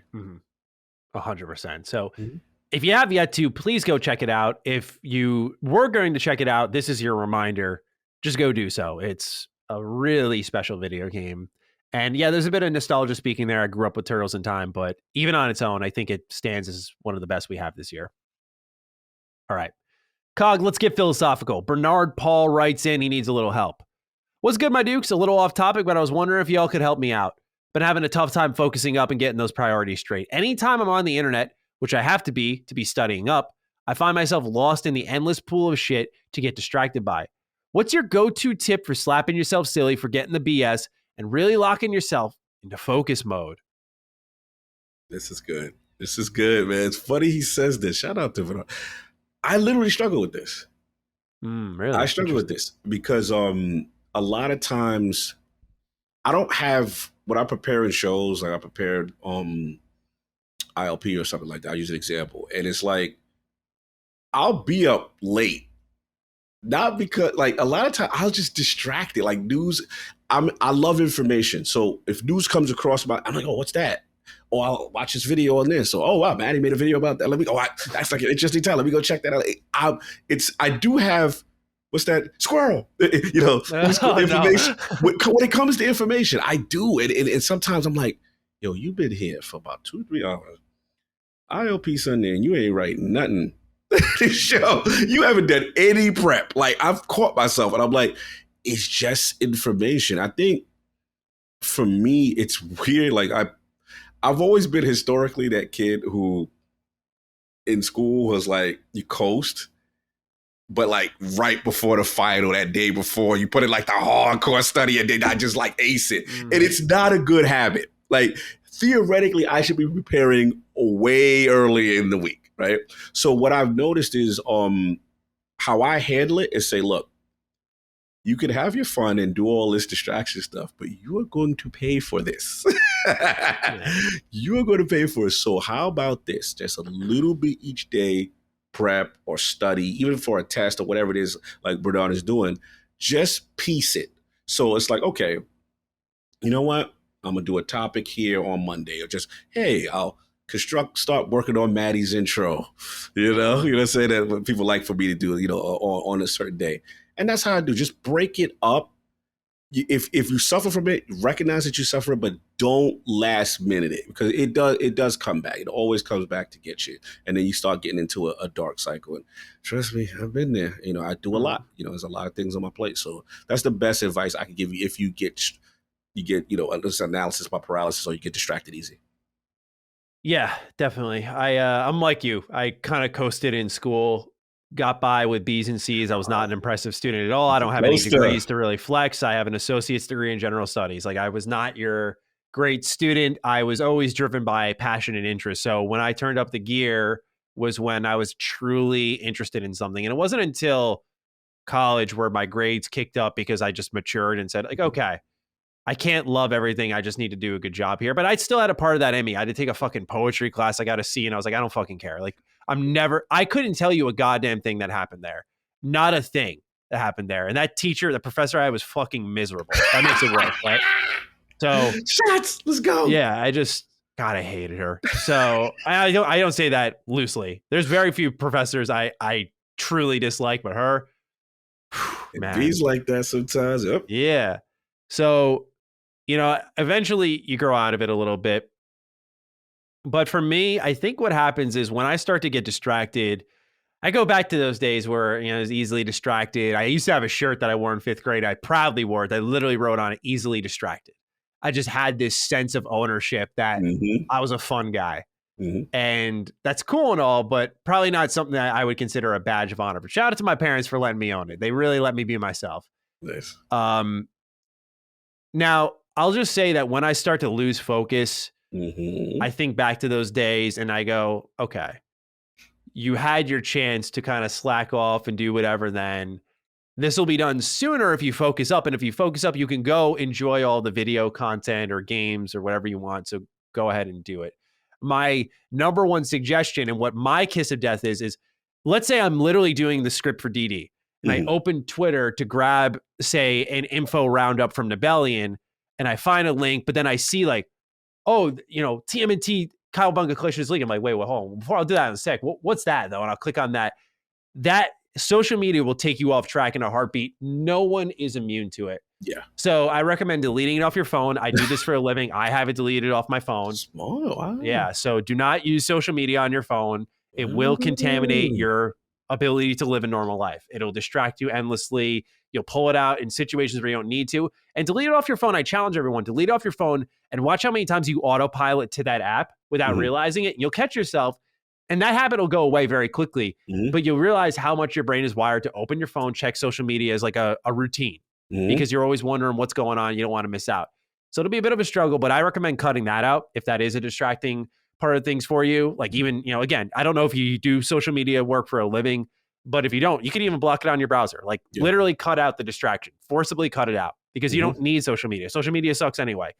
But for like more realistic recommendations, Cog mentioned breaking it up. They say the average study session should be no longer than an hour a day. Mhm. If you're on your shit, you should be doing that well in advance.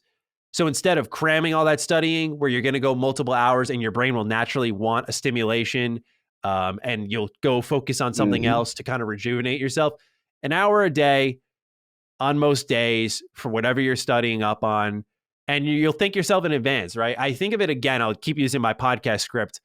I can fly by the seat of my pants and do it absolute last minute. And by last minute, I mean not throwing it together, but not reading any of the news that's happened, not studying up on anything, and then study up quickly the day before, which fortunately I've never done because I recognize that if I come in and I talk out my ass, the internet will make you pay. Oh, they will. Yeah, they will. And sometimes there's this, okay, I'm going to get psychological here. Let's go. There is a thing called death ground. It is something that you can read about in The Art of War. I read about it a bit in 33 Strategies of War. And the idea behind it is putting yourself in an intentionally dangerous position to force the best out of your potential. So for me, the very dangerous position is showing up to a podcast, doing a video, and not knowing what the hell I'm talking about. So to stand on death ground I would effectively reverse that mentality and do my work so that I am not in the danger zone and perform above what I would normally be expected to do. So I'm over prepared for the situation. I recommend reading up on it because the idea behind it was that there was I wish I had the exact historical facts, but to put it simply, there was a small battalion, I believe it was the Persian army and someone else. There was a small battalion though, and effectively they were outnumbered, but because they were on death ground, they were able to battle back and fight their way through because they had to be crafty. They had to get home. They had to survive. So they couldn't rely on numbers to be like, we'll win the war anyway. It was like, we are a small battalion versus a massive army. We need to be wise with how we take every step. And eventually you survive. So keep that in mind. I don't know if that helps, but it's something that's personally helped me with focus is death ground. So that's check excellent. I subscribe to that. That is actually really cool stuff. Putting yourself in intentionally, when I say intentionally dangerous, by the way, I don't mean physically. Right. I mean like knowing the risk of embarrassment. Right. Death ground is like going into a test with no studying at all. Like you don't want that situation, right? Exactly. So you want to avoid that. Good stuff. All right, back to games. G Schools has quite the question for us. Greetings, the almighty Dukes. Something a bit different for you. I have a fantasy booking game for you to play called Keep, Delete, Reboot. Out of the following game series, Gears of War, Halo, and Fallout, which one would you keep the series as it is, but no further games are made? Which one would you reboot, but it now is made by a different studio? And lastly, which one would you delete from existence? This is a tough one. This is a very tough one, but I think one of these answers is very easy, and it may make the others fall into place a little bit easier afterwards. I know where you're going. Oh, the reboot with a different studio. know. I wonder. Studio with numbers as the Look, that's the easy way, right? And I'll give you that. We could. Listen. I don't know if that can theoretically fix just because it's some another studio. I know that's the easy Band-Aid thing to say, but for the sake of this very challenging, shout out to G School. This is tough. What you asking? Like it's a fun game though because it really makes you challenging. All right. Yeah. So let's just say, Halo Infinite, yes, Halo. But here's the question though. Oh, he's second guessing. All right, let's hear it. Because he says, which one would you keep the series as is? But he said, which one would you reboot? But it's now made by a different studio. So that means we're rebooting Combat Evolved. You know what I'm saying? Because we're just looking at the latest entry. And if you like that stuff, so you telling me, Con, what one of the things that literally got me into the ecosystem and love first person shooters, which I didn't play. Now you're saying that didn't exist. That's made by someone else. Does that? I think they're talking about now. Like okay, you reboot it now, so they all exist previously. Okay, so then we gonna just go with that and make it easy for me and say Halo. Okay, fine. The other two, bro. You talking delete forever. From existence, Gears of War or Fallout. bro. And then one that you just say, okay, the buck stops with you. I already know what you're doing. I can't. I take that back. I feel I know what you're gonna do. But bro, delete. I love Fallout. Gears is special. Delete. That means this doesn't exist. Gears of War doesn't exist. Fallout doesn't exist. I'm gonna start some controversy. Oh, okay. I think we made this might be our breakup episode. Oh no. I think I can survive without Fallout. As difficult as this is. Listen, I love Fallout. I didn't necessarily like 4 as much as I love. I don't have anything to say to you anymore. Oh, yeah, this is the breakup episode. We break it up. Damn, bro, Gears means a lot to me. Like, Gears is, I know it doesn't get the Gears, man. Like,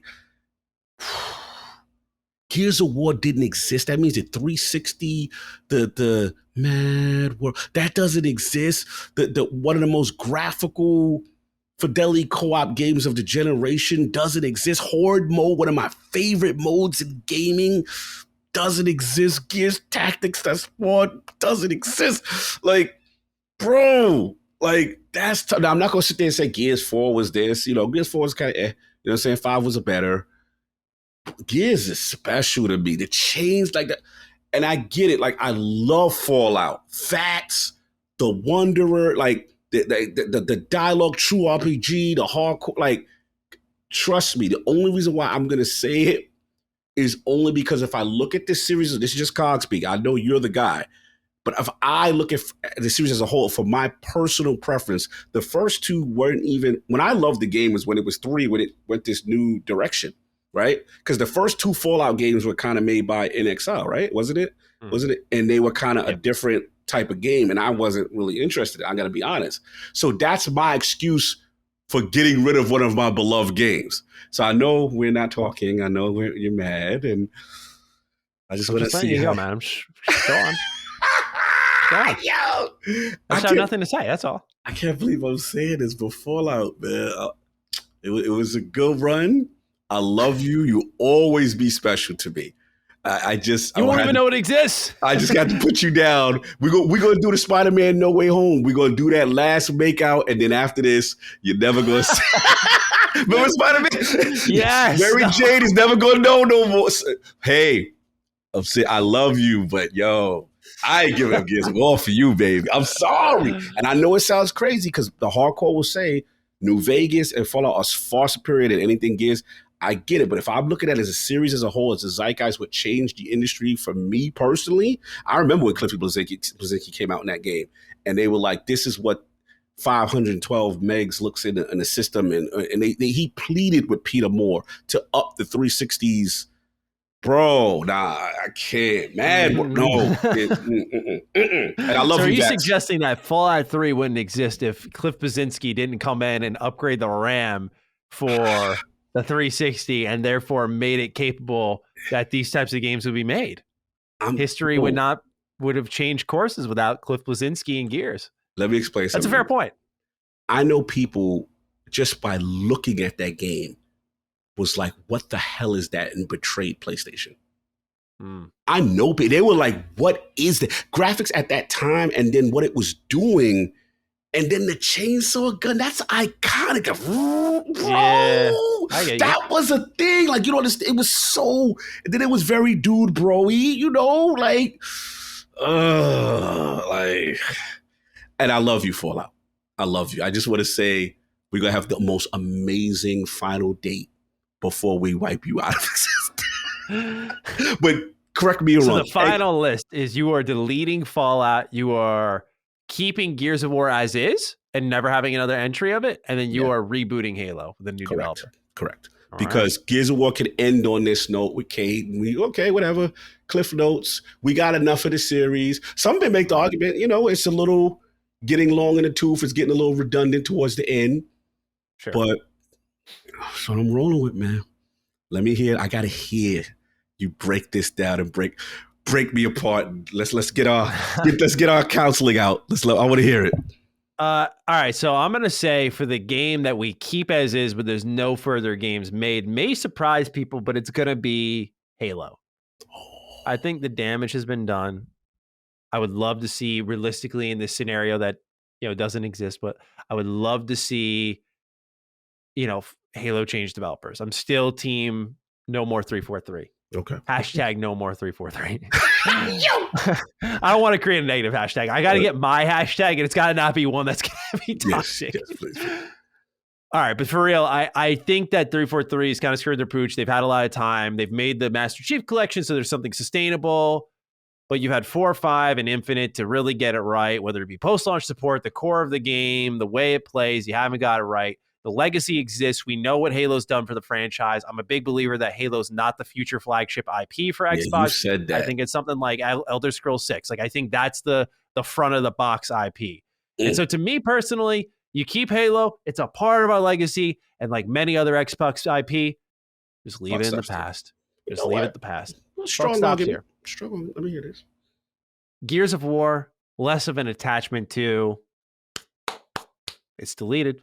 I didn't even know it existed. This podcast might be over today. We break it up. Okay, let me hear this. Okay, so Gears of War is obviously fantastic. I'm a big Gears of War 5 guy. Love the originals. Someone else could have done that. Someone else could have done that, possibly. I'm just saying. But I got to put respect on the Coalition. This doesn't mean no Coalition exists, because the Coalition did what 343 couldn't. That's the thing that I got to really fight with myself on. The Coalition hard carried in the Xbox One gen. They delivered big time with Gears 4. Just kind of Force Awakens moment, but it was still good. Mm-hmm. And Gears 5, which I thought was fantastic. They were right there with Playground Studios. They were delivering. But I just feel I could live without it. It would be inconsequential to me if Gears did not exist. And I hate to say that because I like Gears, but I really wouldn't be too upset if I didn't know it existed. Like, I'm looking at it that way, right? I can't pull the Cog theater act on here and be like, I'm going to take you on a final date. My attachment just doesn't exist. Like, I think Gears is great. I did a full series replay recently. It's like, yeah, it's pretty good. I like it a lot. I could live without it though. Like, it's just not a Halo. Man, once I made that reconnection with Halo towards Infinite's release, playing the whole series through MCC, that's one I couldn't live without. I'm like, that is the foundation of console first-person shooters. That is special game after special game up until 343. There's just too much love there, even with that damage, for me to just say, you can't exist. So I just look at Gears as a third-person shooter, and I think someone else, would have done it. So I don't know if it would have been as good, but we would have got some Gears of some kind. Doing breathing exercises. Continue. So that leaves us with the reboot. The series that would be rebooted with a different studio behind it. Now to be Fallout. Look, I am Team BGS, contrary to popular opinion. Like, I love Fallout 3. I think Fallout 4 was great. 76, I know. But this is a series that has been defined by its different visions. And when they got into the same pocket for too long, Fallout 3 to Fallout 4, we saw the damage. And when Bethesda tried to switch it up, they did the dumbest fucking thing they could have done and made it online. But when you look at the history with Obsidian doing New Vegas, which is like a Fallout 3 style, true RPG, multiple branching narrative paths, real choice and consequence with some of those gameplay systems, most of them upgraded, like aiming down your sights. And then you go further back, like Cog mentioned, Fallout 1, Fallout 2, isometric, hardcore RPGs. I just look at that and think this is what the series was built off of. Change in developer hands, using new ideas, exploring ideas that felt impossible.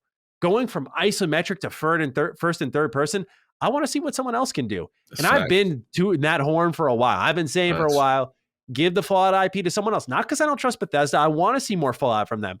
But I want to see more Fallout from other people too. Because there's so much in this world that is unexplored. It's why I'm like cautiously interested in this TV show from Amazon. Well, Rings of Power, I saw the intro going around on Twitter. And for like a $750 million show, I ain't seeing it right now. But so I'm not holding my breath for what's going on with Fallout, but just knowing that someone else can explore this world has me a little bit hopeful. And I'd love to see that for the video games. Like, who else can explore this world? So that's why I would keep it around, reboot it, hand it off to maybe Obsidian, bring them back into the fold, or In Exile, or someone else. I don't know who that would be, but there's an expansive trust circle with Fallout, historically speaking, and I feel like we could just expand that further. So I would love to see a little bit of Fallout go in other directions. So that is my list. It would be reboot Fallout, keep Halo, delete Matt Hardy level, delete Gears of War. Look, I will say this, even though we hard disagree with certain things, but your logic makes sense based on who you are and your association with the series. I can't dispute the logic you're saying. You know, I get that. Oh, you're so fair, Cog. I'm sitting here going, I can't talk to you, and you're like, I can't dispute this. I can't dispute someone that says, yo, I don't have that connection you have with Gears like that. It's okay. I mean, it pains me. I look at you different, you know. It just, I got to get over it. But I look at you different. You know, I can understand someone that says, yo, it just, Dad didn't do it for me like that. So I said, okay, cool. You surprised me with Fallout. But then when if you analyze it, it makes sense. So you're like, yo, you know, give other people a shot. And you know what you won me over with your Fallout argument more is that, let's be honest, it needs to happen more. It needs to exist more. So maybe it does need to go to someone else so that we don't have to wait 6 years or whatever it is for the next, you know, say joint. So this is a good question. I got to shout out. You know, so this was a good. I like this keep, delete, reboot because it really makes you choose amongst your children.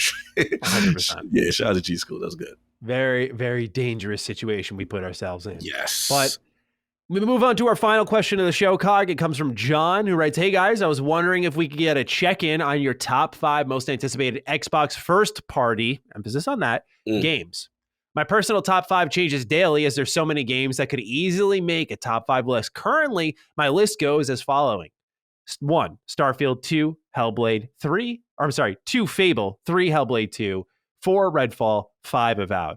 Honorable mentions are Indiana Jones, Everwilds, The Outer Worlds 2, Pentiment, Diablo 4, State of Decay 3, and so on. What are your most anticipated? Hey, I just got to salute John here for the confidence level to say that Diablo 4 is going to be a first-party game. Yeah, that's gangster. That is bold. That is bold. That is bold. I love the guts. Yeah, I mean, pretty much a lot of it is similar to mine. Just the order is different. Starfield is just, come on, man. How could you not put that at number 1 right now? Number 1. It's not even close. Yeah, let's check that off. Yeah, like it's not even close. Like it's just that's a dream type game. Yeah, for me, Mass Effect style. You know, Bethesda playing around in space, the Great Frontier, the sheer possibilities of the game. It just looks massive. A world I want to live in. So I'm dying to learn more about it. Number 2 was tough for me because I had to fight and really think about it because I wanted to say Avowed 2. I did, but I ain't gonna lie. Senua. Senua jumps on that screen, and rest in peace, my brother Dizzy. We used to go at it about who's the number 1 draft pick out of 2018's draft class or whatever, and he was Team Ninja Theory, and I'm Team Obsidian. But I can't front. There's something about when you see Senua and that graphic for that, and I played Hellblade, and I love Hellblade 1. I love it. Touched me, and that's where we shared that. It was just such a unique thing, and the mental illness, and it just took me somewhere. So I gotta see, and I think that's the game, Dizzy. If you're hearing me, I'm gonna give you some credit. That's the game that'll get people to buy Xbox consoles. As much as I love Avowed, and Avowed is the hardcore for me, and the Elder Scrolls for me, I'm not going to sit there and say, you show someone Hellblade, like assuming Hellblade does what we expect it to do, bro, that's going to get people. You'll get PlayStation guys to be like, all right, I'm coming. Sign me up. I need that in my life. So that's that. Then number 3 will be Avowed. That's what I put Avowed. This is the Obsidian with budget I need to see. And when I seen, you know what I'm saying? Like, the sword and the spell. whoo, now you take it to me to what I fell in love with Bethesda with, right?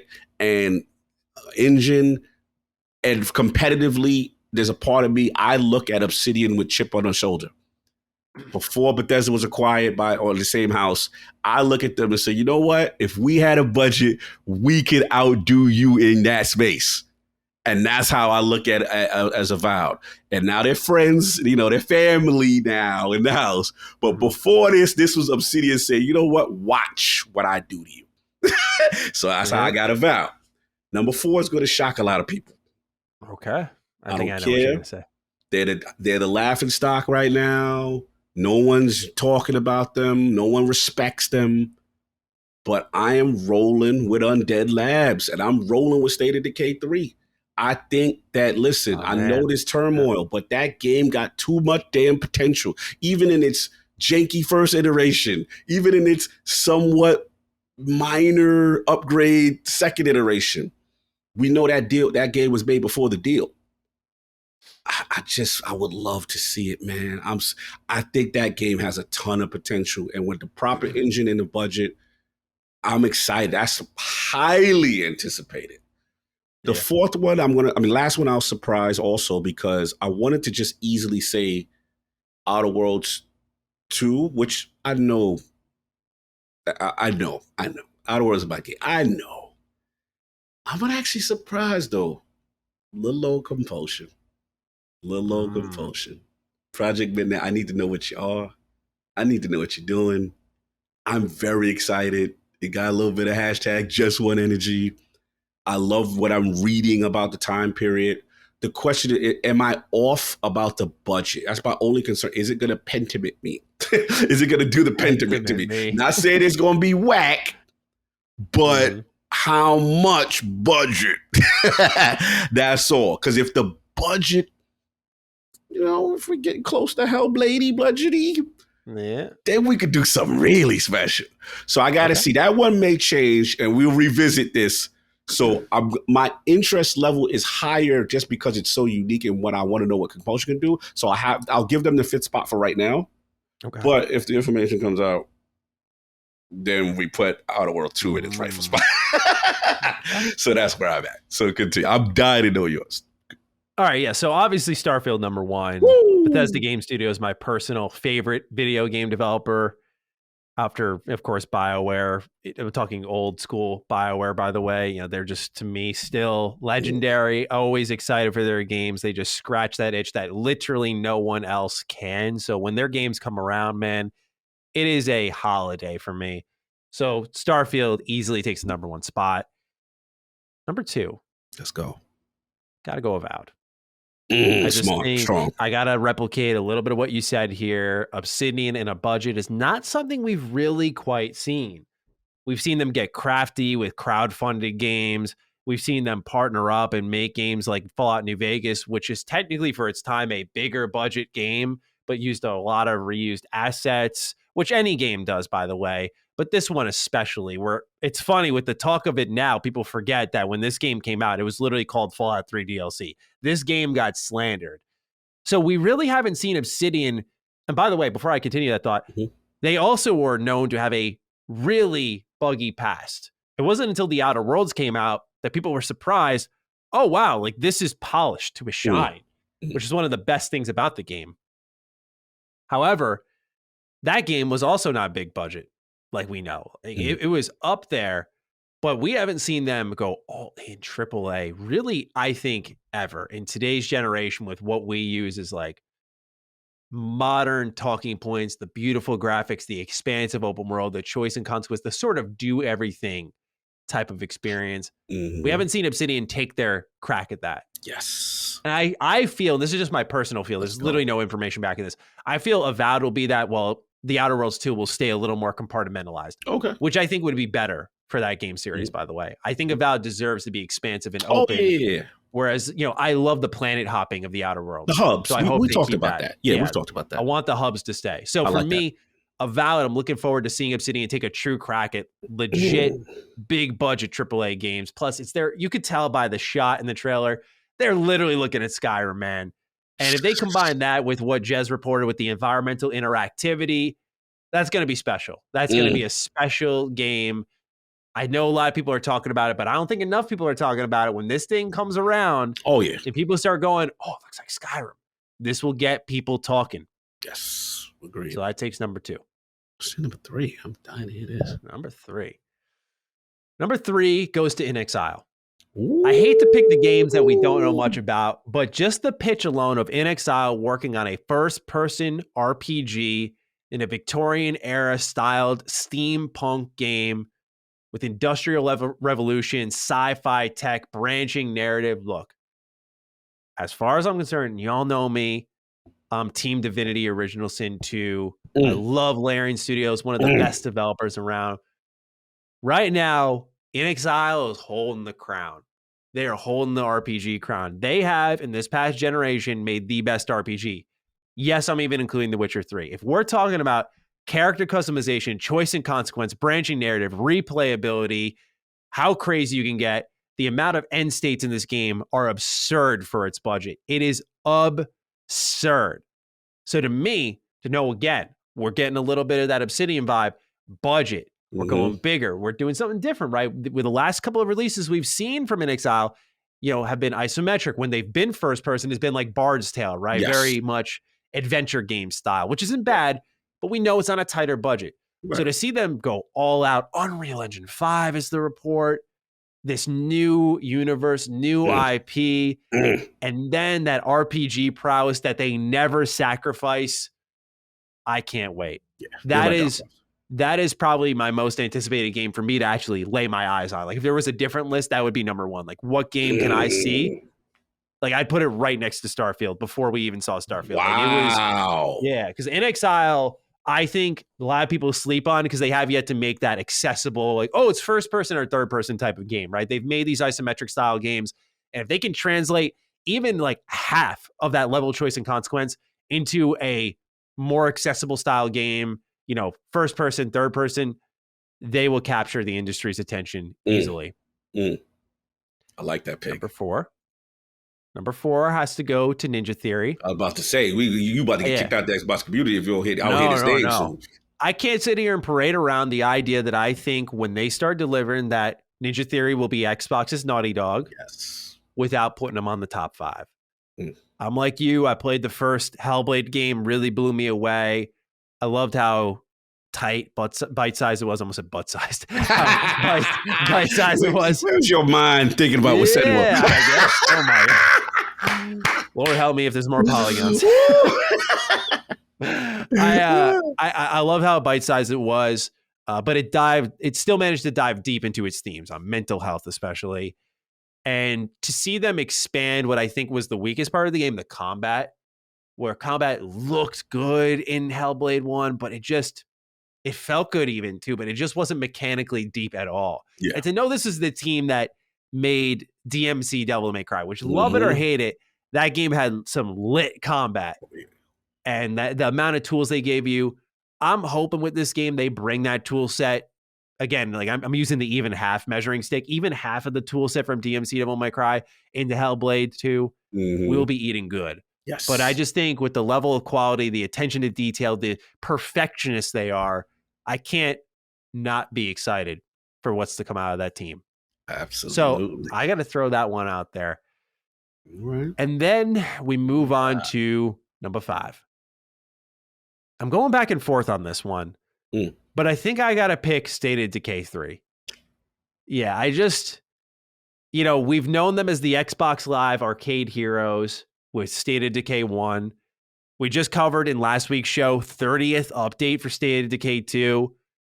But yet it's not necessarily a live service game. State of Decay is its own beast. And I can't even say that with State of Decay 3, we're going to bring it to the masses. It's kind of already there. Millions of players, continuous updates, a vibrant player base. Like they're there already in my eyes.